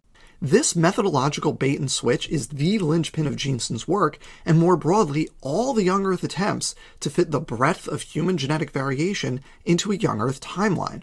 Openly admitting the move ends the debate over whether these calculations, and by extension the young Earth timeframes for genetic divergence in Homo sapiens, are valid. That was a clip from Dan's conversation with Jeanson, so please go support his channel, subscribe. We wouldn't have that clip if it weren't for him. But yeah, that's the ball game. You cannot conflate those two things, and Nathaniel Jeanson just did.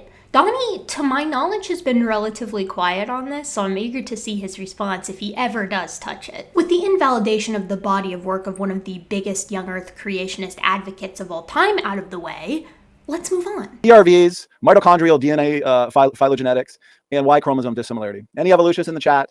Joel, go ahead. There's 3 you can deal with. Let's get some empirical results. Go. We've covered 2 of those already, but not ERVs. I think he goes into it a little bit more later. We'll see. If not, we'll cover it at the end. In a painfully predictable move, Ramat then goes down his list of things that are different between humans and chimpanzees. And I've already gone through it all in another video. It's like verbatim the same list. So I'm going to play that video as answers to all of this, periodically coming in if there's something I want to add. Let me correct myself real quick. It's not verbatim the same list because Ramat actually gets new things wrong in this new list. So for those, also important to remember is the fact that there are traits that make humans unique when compared to chimpanzees. Otherwise, we would just be chimpanzees. Chimpanzees also have traits that make them unique when compared to humans or gorillas or any of the other apes. But as I said previously, remember that the things that are indeed uniquely human, these things are going to create a very nice prediction that evolutionary theory can make. If there's a trait that is unique to humans, this trait, if it is something skeletal, should be trackable in the fossil record, right? We should see this slow gradient, this slow change over time from proposed common ancestors all the way to anatomically modern humans. That's the prediction that evolution makes. Okay, so the first thing that she brought up was that we have the same number of teeth, and that is true, but they are different types of teeth as well. No, Ramat, the teeth are the same. Chimpanzees have 4 types of teeth: incisors, canines, premolars, and molars, and the same dental formula, 2123 over 2123, which is the Catarrhine dental formula. There is a single difference, and it's the number of cusps on the premolar, the first premolar. The maxilla and mandibles are shaped very differently. We have 2, chimps have 1. So that's interesting. This part is actually just gibberish. So the maxilla houses the upper dentition, and it is a single bone in chimps, just as it is a single bone in Homo sapiens.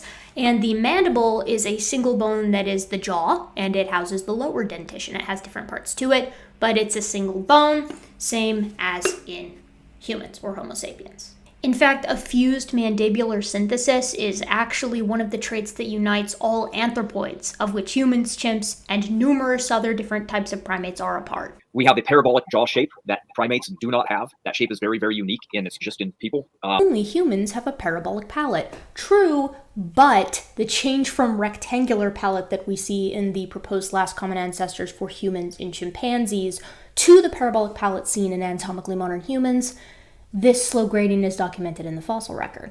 Another one, she said we have the exact same rods and cones. We do. So we could actually share the exact same number, but what really matters is where those rods and cones are inside the eye. Yeah, they're both in the retina, in humans and in chimps, and in most other mammals. She said our brains are essentially the same at 6 minutes 55 seconds. That was pretty funny. Methylation different, orphan gene different. Let me say that one more time for you. Not in primates whatsoever. Not in primates whatsoever. This is from a paper titled Origins of De Novo Genes in Humans and Chimpanzees, and in the introduction, second paragraph, we discuss orphan genes. Species or lineage-specific genes, which are often called orphan genes, have been described in a wide range of organisms, including yeast, primates, rodents, insects, and plants. So, I don't know where he's going here. I guess he's talking about orphan genes being highly expressed in the human brain, but not in primates, except even though they are in all of these organisms, they are also highly expressed in chimpanzee brains, hence the subject of this paper. Orphan genes, we covered it. Chimps and humans both have their own orphan genes. So does every other animal, because an orphan gene is effectively a lineage-specific gene. Humans don't typically have any more than anybody else does, so. This means that if he wants to use orphan genes to separate humans from chimpanzees, it also separates chimps from gorillas and gorillas from orangutans and every species from every other species, which means species is what a kind is, and they can't fit all those guys on Noah's Ark anymore. But to make matters worse, orphan genes also work in a nested hierarchy, which means humans and chimps share orphan genes that gorillas lack, and gorillas, humans, and chimps share orphan genes that orangutans lack, etc., etc. And in this paper, which I mentioned in that video that I just cited, this paper actually did a comprehensive review, and it resulted in the identification of over 5,000 new multi-exonic transcriptional events in the human and/or chimpanzee that are not observed in the rest of the species. Using comparative genomics, we show the expression of these transcripts is associated with the gains of regulatory motifs upstream of the transcription start site and downstream of the TSS. In general, these transcripts show little evidence of purifying selection, suggesting many of them are not functional. However, we find signatures of selection in a subset of de novo genes, which have the evidence of protein translation. Taken together, the data support a model in which frequently occurring new transcriptional events in the whole genome provide the raw material for the evolution of new proteins. Gray matter different. We actually have rose hip neurons that are only found in human beings. Humans have rose hip neurons in the brain. No apes have this. So rose hip neurons, I believe, are actually pretty recent work. I have them up here. So I googled, do chimps have rose hip neurons? It is still possible that these newly identified neurons will also be found in the brains of primates like monkeys or chimps, Lyon says. And the reason is because in the original study, they were comparing it to mice. So we know mice don't have rose hip neurons. But you know what else mice don't have? Any of these traits that we went over at the beginning, which is why they aren't primates, why they aren't haplorhines, why they aren't simiiforms or anthropoids, why they aren't catarrhines, why they aren't hominoids, and why they aren't hominids. So he's kind of just making shit up here, right? Saying that they don't have rose hip neurons, okay, it hasn't actually been investigated to my knowledge. I mean, we have the speech modules in the brain. Everything about the brain is different. So what do you mean the same? That's a ridiculous comment to make. Like the parabolic palate, we can see language centers emerging based off of endocasts of extinct hominins from the Australopiths upward. But language is specifically a word that we use for human communication, and other primates have their own complicated forms of relaying meaning to one another. For example, this is something I bring up all the time. Campbell's monkeys concatenate vocalizations into context-specific call sequences. So Campbell's monkeys have syntax, a type of grammar. Geladas, which are a type of Old World monkey, they have vocal sequences that follow Menzerat's and Zipf's linguistic laws, which is the basis of human language. The gestural repertoire of chimps, of course, is very interesting because it seems innate to hominids. It matches that of the 1 to 2-year-old human child at about a rate of 90% down here. So different distinct gestures, we share 90% of them as young kids, about 90% with chimpanzees. And then of course there's the most recent paper on this from May 16th, 2022, titled Chimpanzees Produce Diverse Vocal Sequences with Ordered and Recombinational Properties. This was fascinating because what they did was they focused on the structure of vocal sequences, analyzed 4,828 recordings of 48 wild adult chimps from the Thai National Forest, and they produced 390 unique vocal sequences. The vocal units emitted singly were also emitted in 2-unit sequences, so they can combine them in turn, and then they can combine them into 3-unit sequences. From a purely structural perspective, the capacity to organize single units into structured sequences offers a versatile system potentially suitable for expansive meaning generation. So they're doing sentences, basically. She said, we have all the same bones. Well, that's wrong as well, because we have the nose bone alone. Right there is instantly proves it wrong. We also have fewer ribs, but more vertebrae. It's totally opposite in chimpanzees. This one's easy. So humans and orangutans both have 1 fewer thoracic vertebra than chimpanzees and gorillas do because we both lost it. That's a convergent evolution thing, potentially related to upright or orthograde posture. How do we know that we lost it? Because Australopiths have the human formula, not the ancestral one that chimpanzees and gorillas maintain. So this is another thing that's like, yeah, it's different, but the transition is recorded in the fossil record. Chimpanzees have also 31 bones in their feet, but human feet make up 26, 52 in total. So again, completely different number. So this one I know he just Googled, but it turns out if you actually go into the paper that says chimpanzees have 31 bones in the foot, it actually has a foot model. And this model, for the sake of biomechanics, includes the distal long bones of the leg, so the tibia and the fibula, and it also considers several of the sesamoids, these little pea-sized bones that are around the joint areas of the big toe. So it considers some of them unfused. So no, that's not right, Ramat. Did you know when their spine breaks, they can heal it? When our spine breaks, we're done. We're done. Primate spine can repair itself. I'd have no idea. Again, I told you he was going to mention this later. We're putting a G there because I don't know what that means. And when I looked into it, I couldn't find a lot. And since he didn't source it, I can't actually investigate the claim itself. So our ribs can regrow. Theirs can't. They have no rib regeneration. Kind of odd that God said he used our rib to make even. Our ribs can actually regrow. Kind of what are the odds that ancient sheep herders knew that one, huh? The paper that he uses to support this actually makes the case that mammals can regenerate portions of the rib if it is in direct contact with the perichondrium. So that would include other apes. The foot structure is very different. It's not found in chimpanzees, the 3-arch system that's found in the human being foot. Yep, chimpanzees don't have any arches in their foot, and humans have 3. You know who also has 3? Australopithecus, the genus. And you know who has slightly fewer than 3? Ardipithecus, the immediate predecessor. So it seems like we're seeing the emergence of the arches in the fossil record. Shocker. They have a baculum, or the bone in the penis.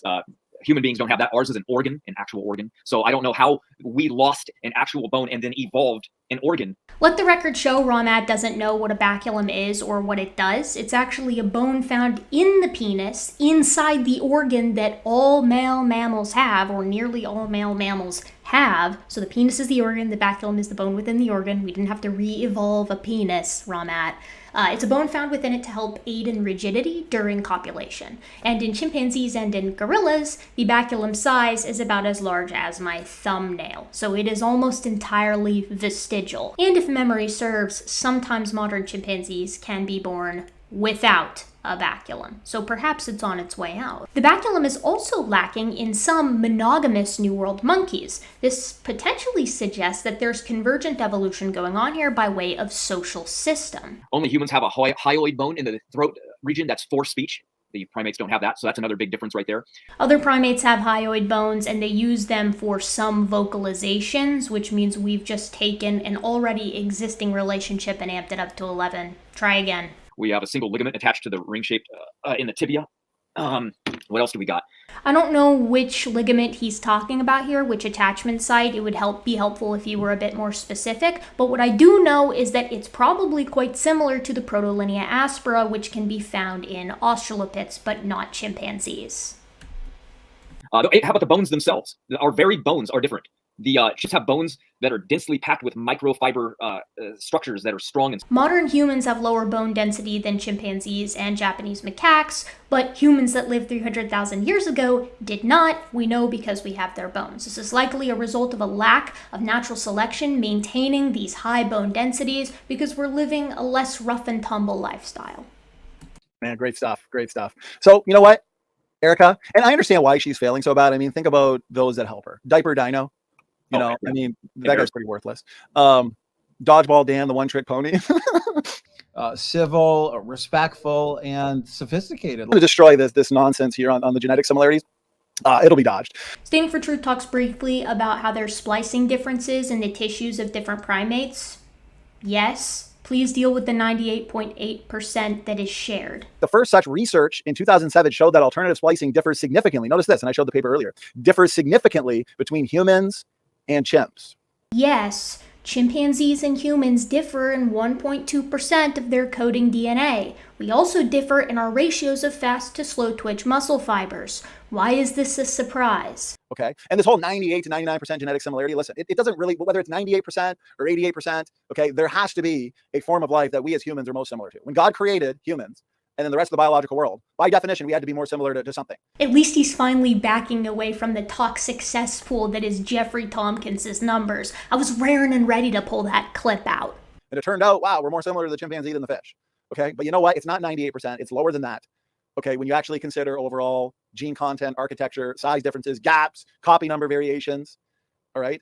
When you consider it all, it's less than 98%. Yes, 96%. But at the end of the day, it doesn't really matter. Yeah, we're most similar to the chimpanzee. Notice how he doesn't say it? He doesn't say 96%. He's, what are you doing? You scared there, Donny? Donny harps on epigenetics for a minute, just skimming over the fact that it is the easily heritable DNA that is actually what we use in comparative genomics, both to link organisms within a species and to link species together. And creationists do this too. It's how they're able to create their canid kind. But again, it just stops arbitrarily at some point. Then he talks about how the 3D genome is unique for every species. And the last thing I want to cover, this is newer. The 3D genome is vastly different.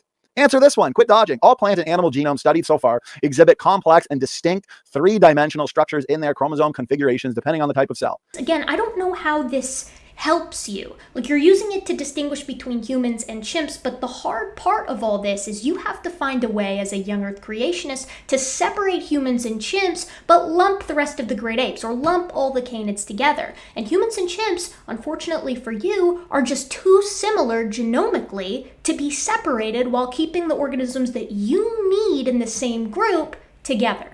Then Ramat shows this list that someone else gathered of differences between humans and chimps, and I would go over it, but a whole lot of it is actually just wrong. For example, it makes the same nasal bone argument, and it also says like chimps don't have a hymen, which is weird to me because they do. In fact, chimps and lemurs are the only other primates other than humans who do have one. And remember, going back, Erica thinks that our brains are exactly the same as theirs. She mentioned that. I didn't say they were the same. If I'd said that, that would mean that we just were chimps. He can't seem to grasp this concept of similarity versus identical. But, I mean, far be it for me to try to investigate the inner machinations of Ramat's mind. Now, the great apes have the same general layout and structures within their brains, but it's not identical. Interestingly enough, and difficultly enough for their case, the differences between humans and chimps have been pretty well documented, but there are also many differences between chimps and gorillas, between bonobos and chimps, and between any of them and orangutans.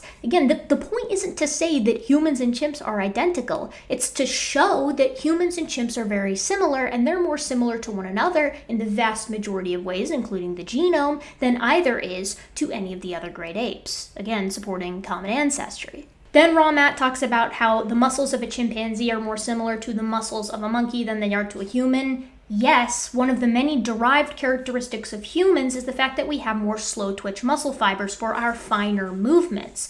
Chimpanzees have their own derived traits where humans carry the primitive condition as well. For instance, they've reduced the size of their thumb for more efficient knuckle walking, and humans have the primitive long thumb that we find in proconsul. This is not hard. I digress. On 7 minutes and 23 seconds, she says that primates can't throw things overhand like we can. Well, Erica, yes, they can. Yeah, I didn't say that. But they can't throw, for jack. They're horrible throwers. They lob things up and over. I even make the motion, lobbing. What do you think that is, Ramat? That's throwing. Humans are the best throwers in the animal kingdom. We've co-opted this ability that humans and the common ancestor of humans and chimps, as well as chimpanzees, have to hold our hands directly over our head thanks to the orientation of our shoulder blade in order to do this nice follow-through motion that, when in conjunction with our slower twitch muscle fibers, allows for higher dexterity and accurate aim. This girl's a primatologist. This is her specialty, by the way. Didn't even bother to look it up. She just was told the story. Oh, humans raise up our arms because we left the trees and, there's no reason to raise our arm ups. That's what she said. There's no reason for humans to raise your arms up. Mission Control, we have a belligerent dumbass here that won't cooperate. It is astounding to me that he can watch the video where I say the opposite and still come to this conclusion. But then again, this is the guy that, in listing the differences between humans and chimps, says they have far better hearing and bone density and have 2 separate bones in the forearm and lower leg, giving them far better mobility than us. He doesn't know the bones in his own body. Stanley talks about hyoid bones for a minute, and he says, the human hyoid bone is different from any other primates. Yeah, humans also have differences in the shapes of certain bones that we share with chimpanzees, longer femurs, for example. But I really think this whole thing is just to make up for the fact that earlier this year, Standing was taught that humans aren't the only primate to have a hyoid. He thought only humans had the bone. And he was taught this by Peter. Remember, our 18-year-old friend.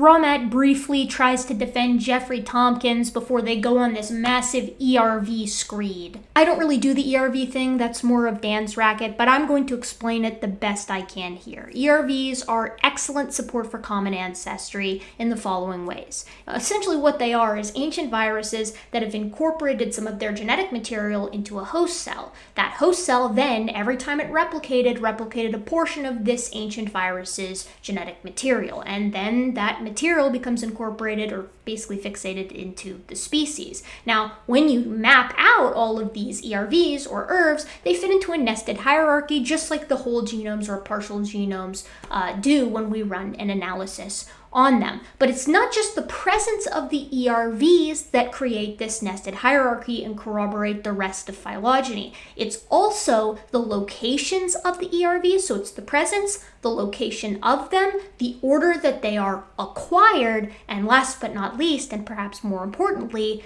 the mutations that they experience. So the ERVs, the ERVs that humans have that are shared with chimpanzees are all in the same part of the genome. They've happened in the same order with respect to other ERVs, and they have experienced the same mutations. This is statistically impossible if common ancestry is not legit. And the fact that ERVs recapitulate phylogeny both in their order, their location, and in their subsequent mutations is not something that I've seen Donny actually deal with. See what I did there? Donny deals. Donny talks about junk DNA for a while and insists that the entire genome is fully functional. It's not. Knockout mice alone show that that is not the case. Basically with a knockout mouse, you knock out some of the genome, make it inactive, and then see how it impacts the mouse. And it turns out you can knock out massive portions of the genome in mice and they will reproduce and have offspring that are totally okay. This is because much of the genome doesn't really do anything. Now you might be thinking, what's Donny's response to knockout mice? Well, he proposes that those genes that you can knock out might actually be pivotal if the mouse is exposed to certain new environments. They'll get activated or something, like it's Voltron. Of course, no study exists to support this notion, but he's just going to reassert it. So this is another Donny deals fallacy. I say knockout mice show that the genome is not 100% functional. Donny says, but have you considered that it just is? And then I say, nope, that's not going to work, because again, knockout mice, and then he just reasserts it again.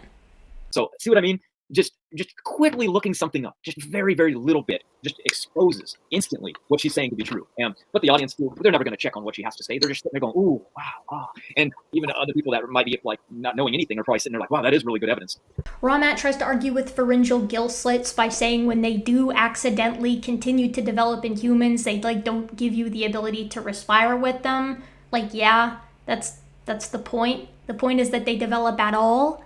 And then they argue with cetacean evolution in a very painful way. First, they say that the retention of the pelvis is actually a functional thing, so it was designed into the organisms, which no, but you can have that if you'd like. The real issue is the involucrum, which is an inner ear structure that is found in every living cetacean, every living whale and dolphin. And in the past, it's found initially in Indohyus, a little hoofed coastal dwelling mammal, and then Pachycetus, a more aquatically inclined but still terrestrial mammal living on the coasts, followed by Ambulocetus, which is amphibious. It's living both on the land and in the water, still involucrum, and then Dorodon, Basilosaurus, and the regular cetaceans. So it's linking all of these guys not through space, through time, clearly showing the evolution of these organisms going from a terrestrial modality to that is marine.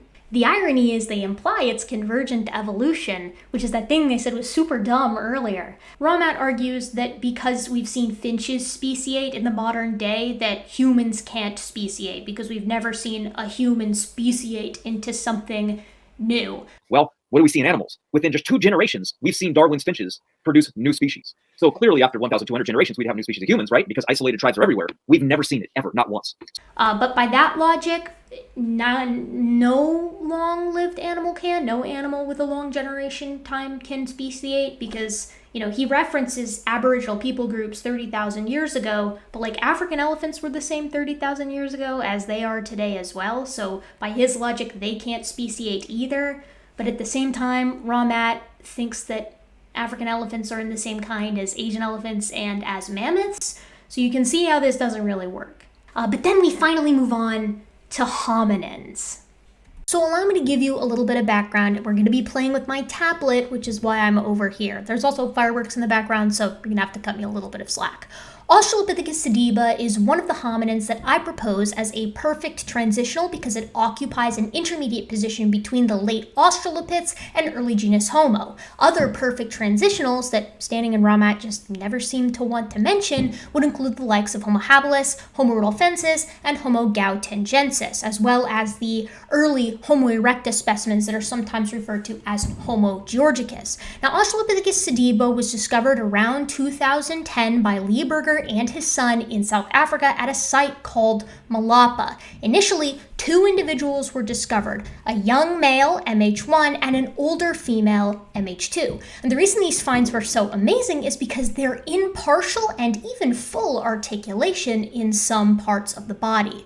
Human evolution makes one primary prediction, and that's that through geologic time from a basal, ape-like ancestor, we should see the emergence of derived traits eventually leading up to anatomically modern Homo sapiens. These should be things like an increase in brain case size, the shrinking of the teeth, bipedality, of course. Now, when we discovered the early Australopithecines, the creationists just kind of called them apes and said that they didn't walk bipedally, even though we have the feet, and they typically call Homo erectus just a human. Yes, even the Dmanisi stuff, which I don't think they realize how problematic that is, but we will get to that someday. Homo habilis, they also tend to just not touch, despite the fact that we have numerous skulls, and skulls are single bones, so it's very difficult to call it a mixture of things.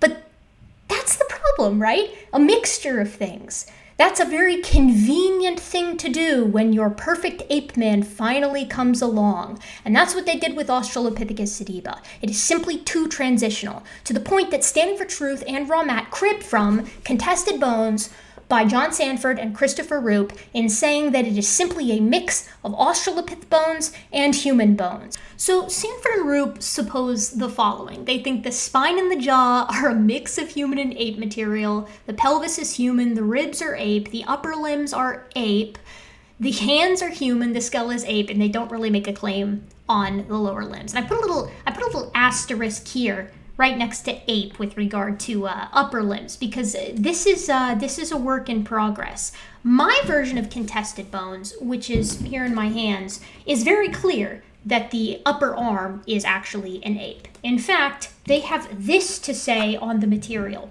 Recovered remains of the upper limbs assigned to MH1 and MH2 include an assortment of complete and fragmentary bones, clavicles, humeri, ulni, radii, scapulae, etc. In this suite of bones, there is no evidence of a mosaic assemblage of primitive and derived traits. Experts in the field largely agree on this point. Consistent with the funnel-shaped thorax, the upper limb bones attributed to Sediba are unmistakably ape-like, revealing an anatomy perfectly suited for tree-dwelling life. The researchers involved in the analysis of the upper limb bones acknowledge this. Then they quote Stephen Churchill, and then they make a claim that it's very similar to an orangutan, which is very interesting. Then they talk about the hand, which they say is hyperhuman. They describe it as hyperhuman and agree that it's very well suited for tool making, which is really, really interesting. In other words, it is largely because of the ape-like upper limb anatomy that Sediba is assumed to be inconsistent with tool making. But if Sediba is a mixture of bones from two different genera, then it is reasonable that the hand bone belongs to genus Homo and the ape-like upper limb belongs to an Australopith. This very nicely explains why the hand bones are described as hyperhuman and why the upper limb is considered like that of a chimpanzee. It is not because Sediba is evolving to be human with a mosaic anatomy, but simply because it is a mixture of human and non-human bones that do not belong together. So, why is this problematic, my dear viewers? Because a few months after the release of Contested Bones, this paper came out, titled Reconstruction of the Burial Position of Two Hominin Skeletons, Australopithecus sediba, from Early Pleistocene Malapa Cave Site, South Africa. And this is a really interesting paper for many reasons. Let's go through it together briefly now. It should be familiar because you guys have seen it before. We've gone over it before. So, what these guys basically make an argument for is the respective burial positions of MH1 and MH2, two distinct individuals. Now, the fact that these are two individuals is something that Sanford and Roop, and thus Rahmat and Standing for Truth, would disagree with because they think it's a mix of two genera. In the abstract, they outline a bit on what they're actually attempting to do here, and they note that results confirm the fossils in this unit can securely be attributed to two near-complete skeletons of a juvenile male, which lay in the upper laminated portion of facies D, and an adult female, MH2, deposited in the lower part of these facies. So this is really interesting. Let's read a little bit more about it and try to ignore the fireworks in the background. So here's the site. Again, it's in South Africa, and here is the in situ position of these guys. Right there is MH1, and there's the MH2 arm block, and then they note this laminated flowstone here. Now, this is important to note because when they reconstruct the burial position, they're actually going to reconstruct the actual depositional environment itself virtually. They're going to take the blocks that have been found ex situ, or not literally in the rock in separate blocks, maybe over here, and they're going to reconstruct it to see if they can actually fit the blocks together into an original environment, which is really, really interesting. So here's how they map the stratigraphy. So like the facies, here's facies D and the facies above. The MH2 cluster is in the lower part of facies D, and the MH1 cluster, the juvenile, dips slightly into the facies directly above it. Now they talk about the materials and methods and the hominin remains themselves.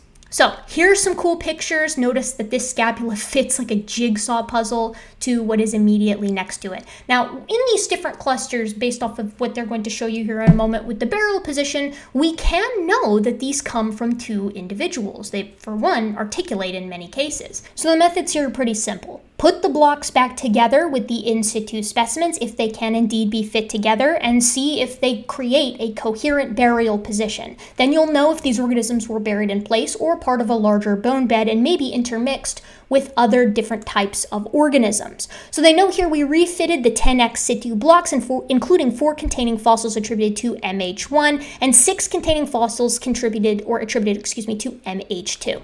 For some of the blocks, refitting was straightforward because it was based on a direct connection between in situ and ex situ specimens. In this case, 2 elements fit fit together perfectly and no sediment was attached to the fracture surfaces. This occurred when the bone was broken during mining activities, during which a part of the bone was detached and the remainder of it was left in the deposit. It allowed us to virtually refit the complete ex situ block back into its original position within the deposit, which implies that the original position of all other remains present in that block could also be securely reconstructed. But they also feel confident about these refits because of the nature of the articulation of the bones themselves. Two levels of articulation were defined. True articulation refers to bones that are still directly associated with one another, direct contact with no sediment in between the bones in their original anatomical position. The second level of articulation, which we call anatomical proximity, refers to bones that are preserved close to one another in the calcified sediment but are not fully articulated anymore. In other words, they're consistent with the bones that are in anatomical position with little displacement but with some sediment infiltrated in between. So this is really, really interesting stuff, because what this means is that there is more to these remains than just what is directly articulated. They discuss bone surface modifications and the general degree of preservation, which they describe as really, really good.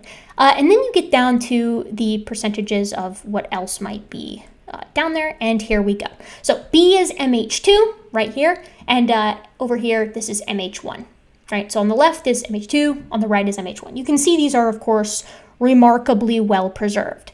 And a little bit further down, we see the states of articulation. Let's put a pin in this for a moment, shall we?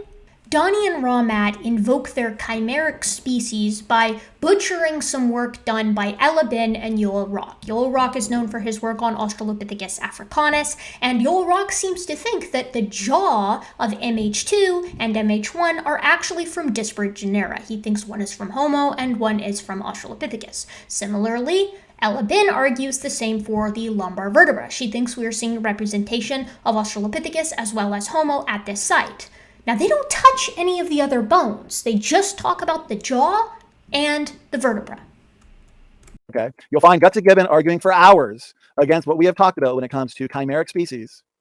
Okay. But just know there's a paleoanthropologist out there that disagrees with her because the field is fragmented, it's contested. I want to read Elabin's email here. This is the email that Standing for Truth and Ramat had up, and this is what she said. In Sediba, they found at least 6 different individuals. The individuals were found in at least 2 different layers. See the figure below from a dissertation of a researcher by the name Val. They assigned them based on age to MH1 or MH2. Number 1, the lumbar vertebra of MH1, the juvenile, are short and craniocaudal, similar to genus Homo. Number 2, the vertebra of MH2, the adult, are long craniocaudal, similar to the Australopithecus genus. It is very simple. They mix 4 individuals, adult and juvenile Australopith, with an adult and juvenile Homo. We know that in South Africa, at this time, there is strong evidence for the existence of both species. This is true. Contemporaneity has not been under any kind of scrutiny for quite some time now. Then she says, my friend who published the Sediba vertebra, Scott Williams, has just published new research about the lordosis of Sediba. Lordosis is indicative of bipedality. In this publication, he completely ignores the vertebra of MH1. Why does he do that? Because he knows by now that there are 2 different species in Sediba. I do not feel like I have to answer Lee Berger. Many paleoanthropologists dislike Lee Berger. And then she notes that no one is talking about the fact that MH1 is composed of material from 2 different layers. And then she says Yoel Rock feels the same way about the mandible, and she thinks that Australopithecus sediba is a fiction. So where do we go from there? Well, first off, I want to note that this paper right here, and I don't know the one that she's talking about because it's not on the email, but at least the one that Donny and Ramat show, but I want to show that right here, it is acknowledged that the MH1 material dips into the layer above. But we'll get there in a second. This paper makes an excellent case on the basis of the sedimentary criteria that they still do belong to 2 specific individuals as well as with the burial position. But let's back up for a minute. So I'm going to use blue for Elabin and Yoel Rock. So Elabin proposes that the MH1 lumbar vertebra, that's this material right here, is Homo-like. And she also argues that the lumbar vertebra over here is Australopith-like. As you can hopefully see from this paper here, Yoel Rock argues the opposite with regard to the jaws. He thinks that the jaw of MH2 is Homo, and that the skull and jaw, actually I think he just argues for the jaw, that the jaw of MH1, so just this portion right here, is Australopith. Now, this makes quite a bit of sense, right? Because this mandible is obviously in articulation with the skull, and the skull is very clearly Australopith-like. Sanford and Roop, and by association, standing for Truth and Raumat, propose that the pelvies are human. And they're in articulation, direct articulation with this Australopithecus vertebra. How strange.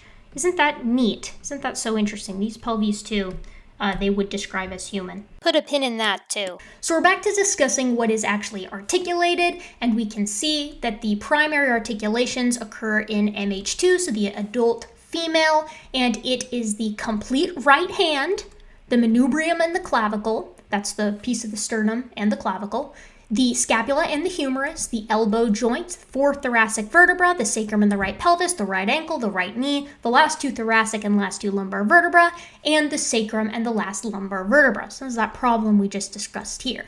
But we have an additional problem, because the entire right arm up here in B is effectively articulated. And if we bop back over to Sanford and Roop, we will see that in their opinion, the arm is going to be classified as ape, but the hand is undeniably human. Hyperhuman is what they called it. While the arm is undeniably chimp-like, were their words.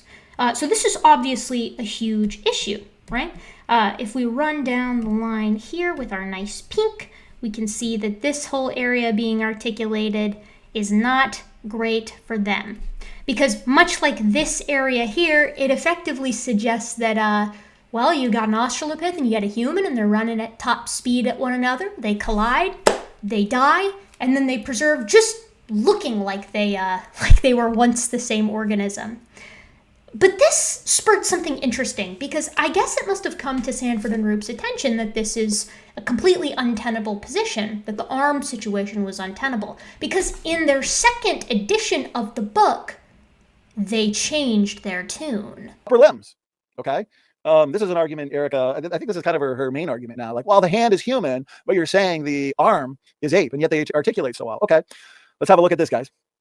Sediba, upper limbs. If Sediba is truly the immediate ancestor to upright walking members of our genus Homo, why does it have an upper limb anatomy that indicates it spent most of its life in the trees? This conflicts with De Silva and Berger's claim that Australopithecus sediba was a habitual biped, upright walker.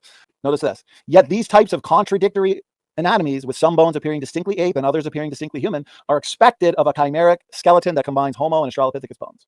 However, in the case of Sediba's upper limb, it does not appear to be a chimeric, and there are reasons to question the orangutan interpretation of the upper limb and shoulder girdle, and we'll get into that next. Okay, so yeah, where there is significant articulation, okay, and not disarticulation in fragments, then yeah, we can determine this is either an ape or a human. The bottom line is that the evidence used to support an orangutan-like upper limb in Sediba is questionable at best. The overall morphology of the upper limb and shoulder girdle is consistent with those of modern humans. Okay, Erica, so she can stop saying that, well, the hand and the upper limb, they articulate, and yet, Standing for Truth is saying that one belongs to human, one belongs to a non-human ape. It's like, no, if they're articulated, then sure, let's look at it. Let's examine it. Let's look at the relevant papers. Let's look at the literature, and let's decide, what are we dealing with? Both the hand and the upper limb bones of MH2 were found in close anatomical association. Because they were found in close anatomical association, we can differentiate between that which is human, that which is, according to the evolutionists, non-human ape. So if you have a hand and an upper limb that's articulated, and it's all human, then you can't really say, well, they're putting forth this idea that, human and a non-human ape are running at each other and they hit each other at 100 kilometers an hour and their bones explode and bam. That's not how it works, okay? They admit what they have to and omit what absolutely cannot be the case under their model. But even without that articulation with the pelvis is still an issue for Donny and Raumat to take Ella Bin at her word here. Not because Ella Bin is definitely wrong, although I think she is, and we'll get into that in a minute, but because even if she is correct, the MH2 lumbar material is the lumbar material of an Australopith by her own admission.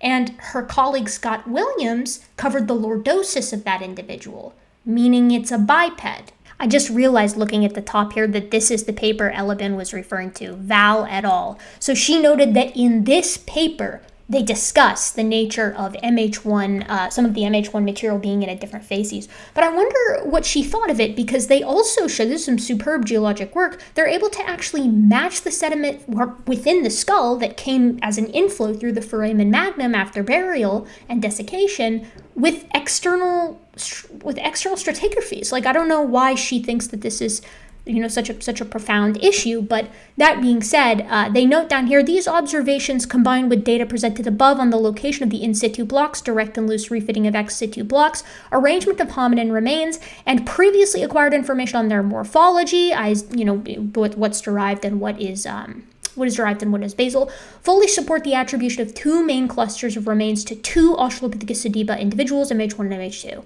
Anatomical connections and close proximity of these remains allow us to discuss the processes involved in the deposition and preservation of such a remarkable ensemble. So then they go down and they show how these guys were probably lying when they were preserved, because it turns out when you fit all of the ex situ pieces back together, you can recreate their burial positions.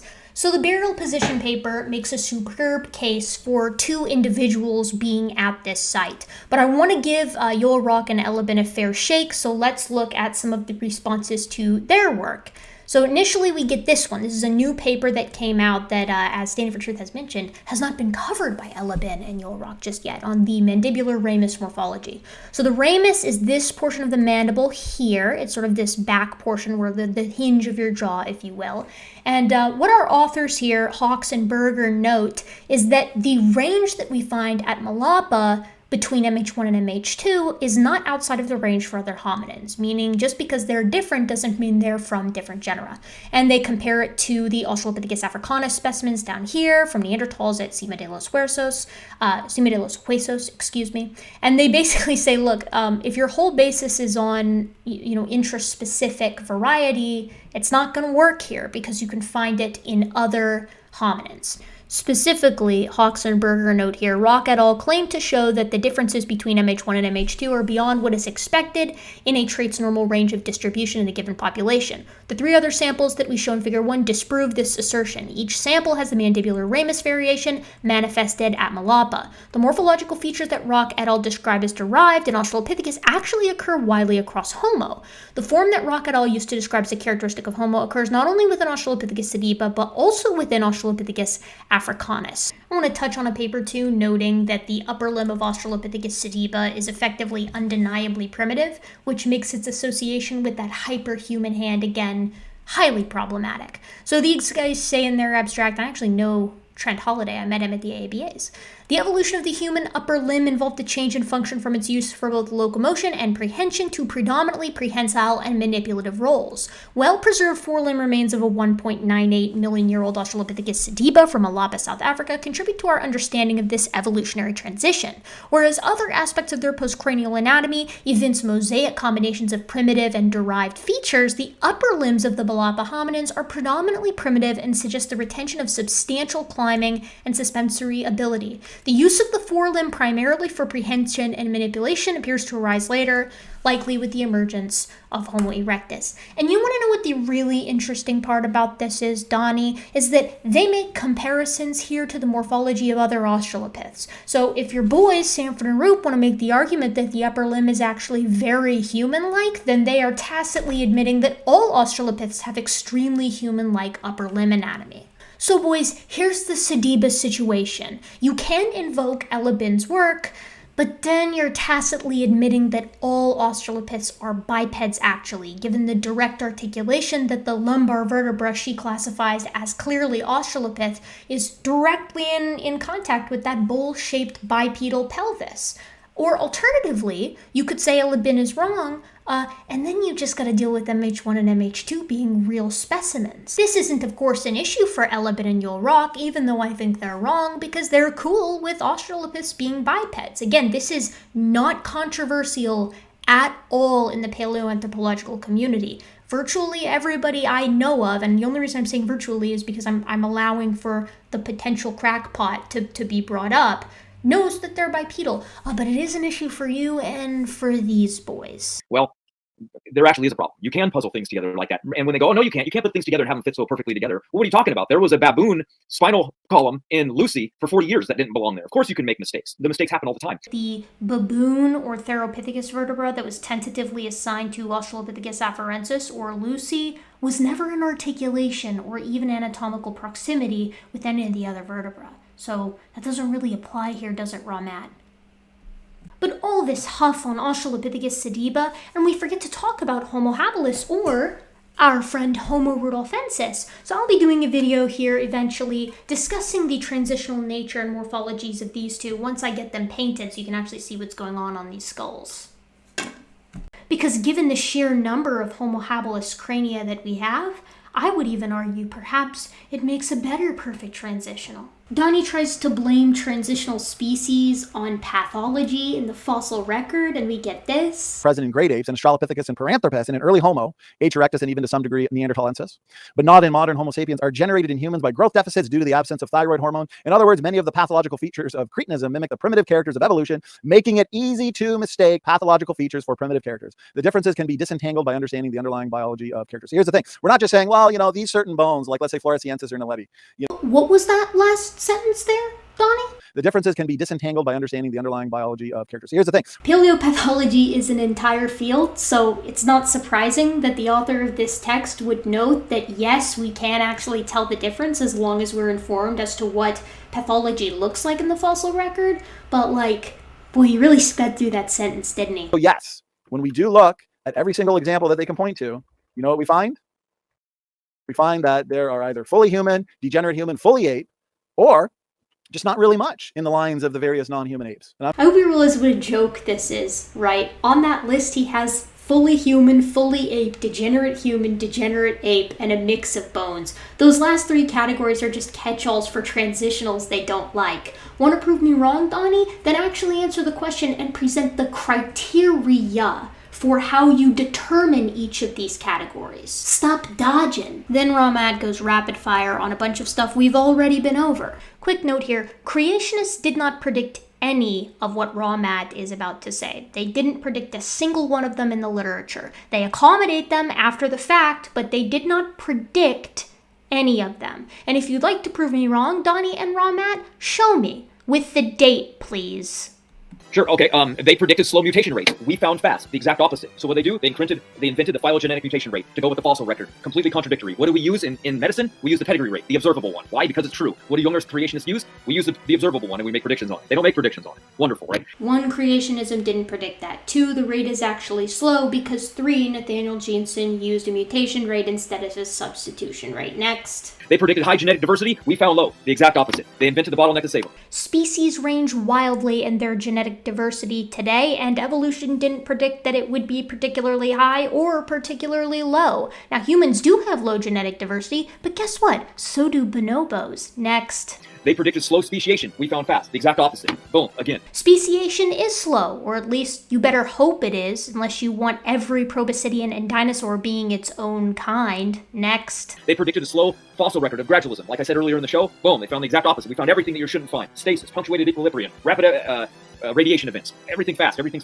in between. Unfalsifiable yet again. Darwin proposed gradualism and also didn't know about genetics. The guy did a lot of good, but he was wrong too. Science changes. Next. It predicted inbreeding of a small bottleneck of just 2 would cause inbreeding problems to kill everything. Guess what? Founder effect. Everything works just perfect. Inbreeding is problematic. Look what happened to Neanderthals. I don't think he understands the founder effect. Next. Shocker, I know. They predicted a high population of women going back 200,000 years ago. We found a single mtDNA line going back just thousands of years ago. They predicted high male genetic diversity going back even longer. Guess what we found? Single maternal line going right back to a single male just about 4,500 years ago. Evolution predicted both mitochondrial Eve and Y chromosomal Adam. They're both necessary for population genetics to be legit. This is why coalescence theory exists and has existed since population genetics was invented. They were basically a mathematical certainty understood since the modern synthesis. Next. They predicted genetic increase over time. We see genetic decay over time. The exact opposite of the predictions. We document new genes all the time, and when comparing modern genomes to ancient genomes, no entropy has occurred. Next. It predicted harmful mutation rates would have been around for hundreds of thousands of years. Guess what? SNVs and all harmful mutations rose about 5,000 years ago. This one doesn't understand how selection works. Next. Evolution theory assumed beneficial mutations given drive evolution forward. Guess what? There's not even enough time for most of them to occur. All of the timelines that they invented from their fossil record aren't true when it comes to the genetic information and biology that we have. So they invented a fossil record and then said these layers are different ages. And then they go by these radiometric dates, which are very systematic because, you know, they're by weight. So as they go down in time, they go, okay, this must have been when this creature evolved because we found it in that layer. Then they test it based on how often beneficial mutations occur. Waiting time problem is nonsense. See? Next. It's just next after next. They never predicted taxonomic restricted orphan genes, right? That's what we found. Taxonomically restricted orphan genes denoting the kinds makes every species a kind and makes Noah's Ark impossible. Next. They never predicted functional ERVs. They're considered junk DNA, 100% worthless. Well, that was wrong too. Functional ERVs have been known about since ERVs have been known about, and no, the genome is not fully functional. See knockout mice. Next. They never predicted groups of organisms having the same features. That's why, like, for example, flight found in birds and insects and reptiles and mammals and even fish and insects, right? Oh, what was it? What did it? Oh, convergent evolution must have done it, I guess. I don't know.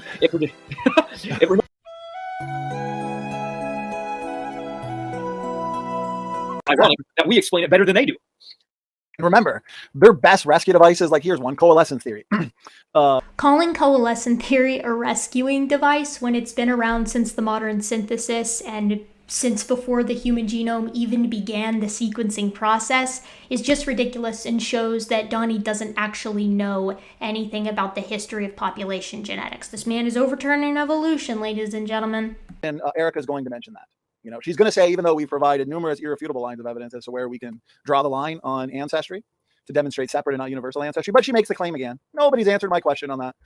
If you had, I wouldn't have been able to use clips from previous videos to answer your statements in this video, Donny. Donny wants to talk about the gulo gene, so we're going to go ahead and let him, and then we're going to rip him to pieces. So I mentioned the gulo gene earlier. It is a broken gene that all haplorhine primates have. That means we cannot synthesize our own vitamin C. We have to get it from our diet. Now, this gene is broken in the same location, in the same way in all haplorhine primates. This is important to note because it means it's likely a result of common descent, almost certainly a result of common descent, as the odds of this breaking in the exact same way, in the exact same place in all haplorhine primates is virtually zero. We know this because other mammals have broken gulo genes too, and they're broken in different ways. One of the key arguments, which Erica used by some proponents of evolutionary dogma, is that the human and chimpanzee gulo pseudogenes are examples of inherited, shared genetic mistakes. However, as demonstrated in this report, overall evidence for common ancestry across the entire human gulo locus with chimps and other great apes is completely negated by the following discovery. So here's a few reasons, guys. Compared to chimpanzee and gorilla, the 28,800 base gulo region in humans is only 84% and 87% identical to chimpanzee and gorilla, respectively. The 13,000 bases upstream of the human gulo region corresponding to the putative area of loss for at least 2 major exons is only 68% and 73% identical to chimpanzee and gorilla, respectively. Okay, guys, so what we see is taxonomically independent breakages. Independent from, let's say, humans and chimpanzees being related and therefore inheriting the mistake from a common ancestor in the past. Each independently exhibit completely different and discordant phylogenetic patterns of similarity for all but one exon. The transposable element content for each region of putative exon loss is taxonomically restricted and evolutionarily discordant between humans and each ape taxon.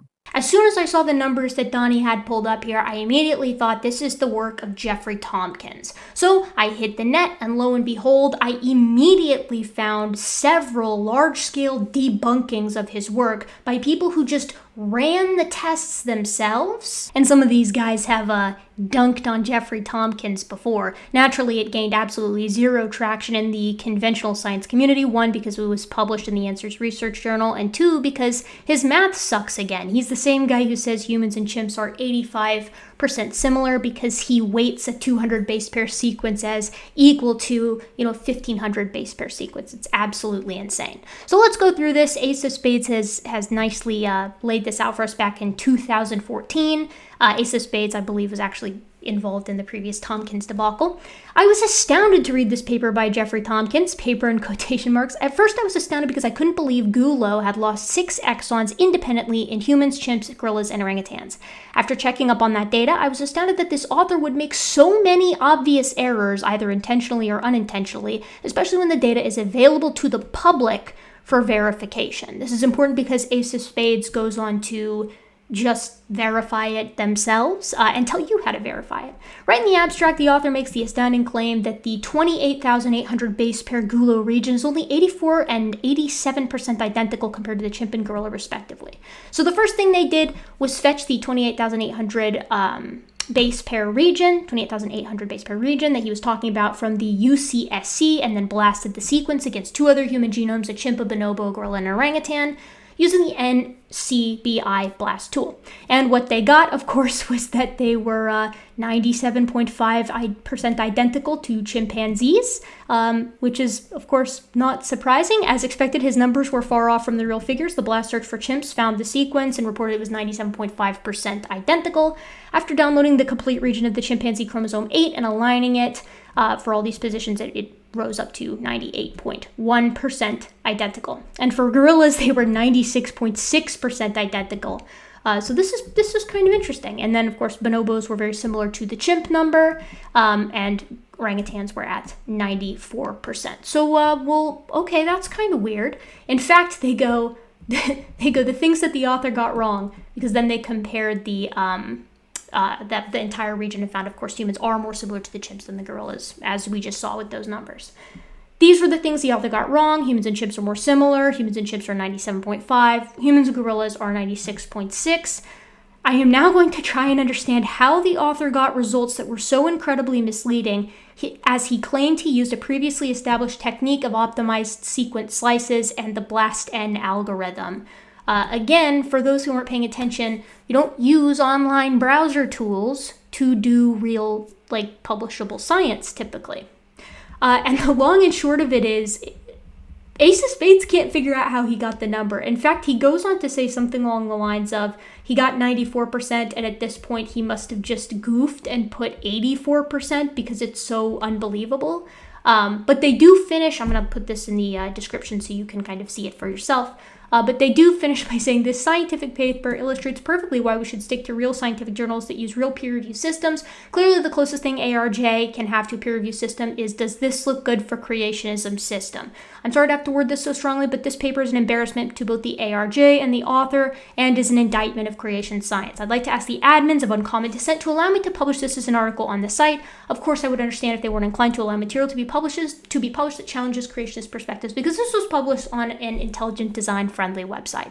So the long story short is, very much like Tompkins' previous work, it's just bullshit. They say a few more things, make a few more jokes, and then that's the end of the video. We're gonna call it here, Matt, as we say. More things wrong said in one sentence than words in that sentence. So they did promise me a series, but I didn't actually get that. They got one more video out with Jason Lyle talking about how the speed of light just isn't actually bad for creationism, because it's like infinite one way. It's really ridiculous. There's absolutely no empirical support for it. It's basically just gesturing and saying, see, look, this could work. No, it couldn't. Where are the numbers? I gave you mine. You give me yours. So that's pretty much it. I am exhausted going through all of that. I really didn't have a very good time. I had a good time editing it, and I had a good time, thinking about how Standing for Truth is going to be a little miffed upon seeing these videos, because this will come as no surprise, but I'm not the only one who released a video today. Ta-da! Dan and Dapper also released their own videos, because the initial purpose of this was to show that, Standing for Truth is not a really great guy, and he's not actually worth your time engaging with. But, you know me, I'm thorough, and I hate myself. Donny and Ramat are arrogant, hateful, they are unempathetic, and proud. They will host absolutely anyone, domestic abusers, racists, sexists, it doesn't matter, as long as they feel that they can increase their sub count and their perceived relevance. They're also pretty half-rate creationists, given they crib absolutely everything from someone else. And the stuff that they crib, they usually butcher anyways. Few people I've ever seen in my life are capable of talking for so long about a subject they know so little about. Guaranteed this really rattled the monkey cage, so Donny and Ramat are probably going to have another 6 to 8 hour midnight stream that nobody's ever going to watch. But, I don't need to be seeing any of that, and neither do you. We've all got better things to do with our lives. I already regret the amount of time I spent on this video, to be honest, even though it was fun to make. So I guess I'll just end it with the title of this video. It's not worth it! It's just not worth it! Goodbye, everyone. I'll remember you all in therapy. But also, let's not forget that on top of all this, Donny has been so incredibly incompetent as to upload some Google Docs files to Amazon as print-on-demand books with truncated hyperlinks as sources in print. I pointed out that this didn't work to him, and his response was to tell me to click the links harder. So there we go. We're finally at the end of this absurdly long video, whose length is mostly the result of Erica being amazing as usual.